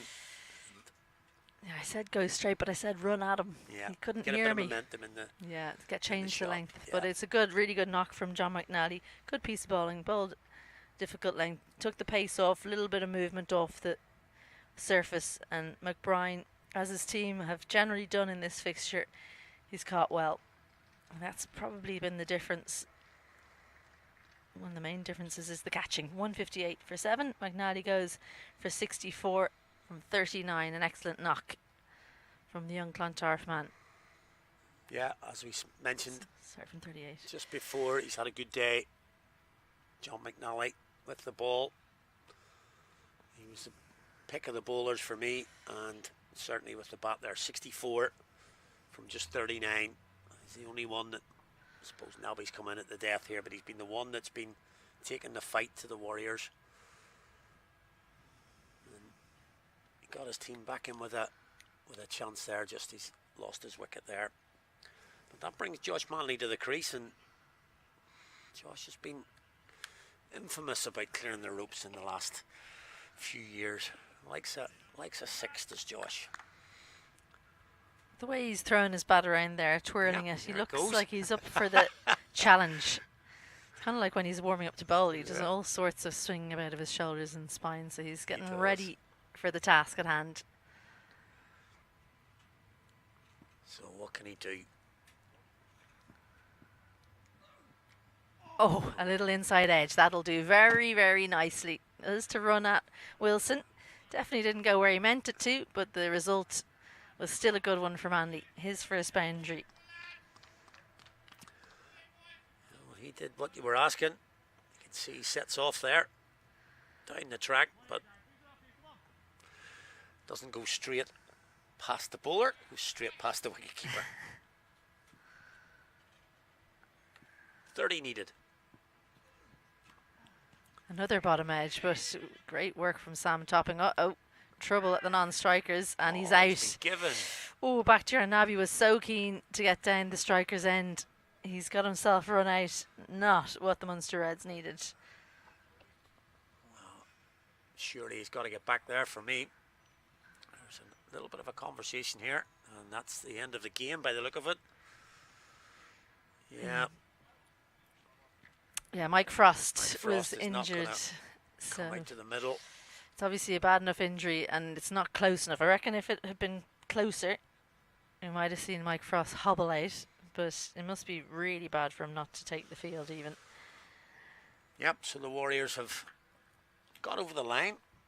They were well in the game and taking the game to the Reds the whole way along here. Just that last little partnership between McNally and Nobby got a little bit of a worry, but when they took the wicket of John McNally, the Warriors have closed it out. It's been a pretty decent performance from them all round, with the bat, with the ball, and particularly in the field. Yeah, I think that they'll be pleased with how things have gone. They won't be pleased with maybe letting John McNally get going there. Maybe the plan's not quite right at some periods, but a 29-run victory is exactly what the doctor ordered for them. The catching's superb. The batting up the top of the order is superb. Maybe just at the back end didn't quite do it, but hats off to Munster Reds, because it was more about them coming to the party than anything to do with the Northwest Warriors. So frustration for the Munster Reds. They can be happy about a few things. I think their captain did really well, Philippe Leroux, not to drop the head, shared the overs round well, and John McNally there just on the right of screen, he did well, along with Bakhtiar Nabi with the bat in hand.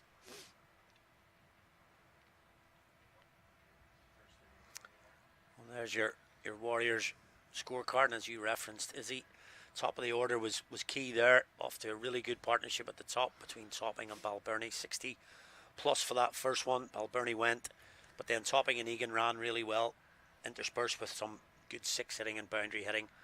And Macbeth also wasn't quite as aesthetically pleasing, let's say, but he got 34.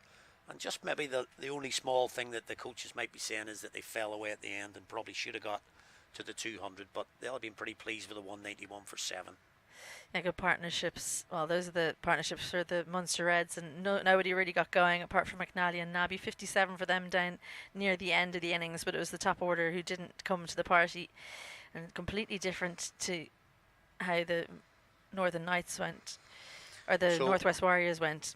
Yeah, there's the Reds bowling lineup, and Manley rescued his day with 3 wickets in the last over. He got 3 for 46, but as I referenced, John McNally was the best bowler. He had plans, he knew what he was trying to do, and he picked up 3 for 33. Lost Mike Frost was key there. He would have bowled his 4 overs, I'm sure, but 3 for 33 from McNally was definitely the standout for the Reds. Yeah, big loss, those 3 overs from Mike Frost, who didn't take to the field with the bat. The Reds' innings never got going. A few players got into the teens, but Northwest Warriors kept taking wickets. John McNally got going and really put the foot on the accelerator near the end, along with Nabi, but it was a little bit too late for the Munster Reds, as they only managed to get to 162 for 9. Mike Frost not able to make it out into the middle because he was out injured. Bowling for the Warriors, again, seem to disappear a little bit. Josh Wilson expensive in his over. See Zinneman and O'Sullivan. It was the spin of McBride. Wiley character as usual. 1 for 31. Macbeth went for 32, but 12 runs off his last 2 balls. Sort of ruined his figures a little bit. But just look at the bottom there. Robbie Miller, possibly somebody we weren't expecting to come on and bowl, but his leg spin takes 2 for 15 in the middle overs there, and that just helped the Warriors get through. So spin to win there for the Warriors. There's your match summary. The Warriors batting first, 191 for 7 based on the 67 from Topping, 47 from Egan. McNally's 3 for 33. The Reds behind the 8 ball a lot of the way in that innings. McNally ended up with 64, but all round a top class performance from the Northwest Warriors, better in all 3 disciplines, you would say, and they've ran out winners by 29 runs in this first IP20 trophy match. So that's it for the first match, but we have another one, and the weather is set fair for Northern Knights taking on Leinster Lightning. That one takes place at 3:45 p.m. here at the Mardyke in Cork. Make sure you join us for that interprovincial trophy match. But for now, it's good afternoon.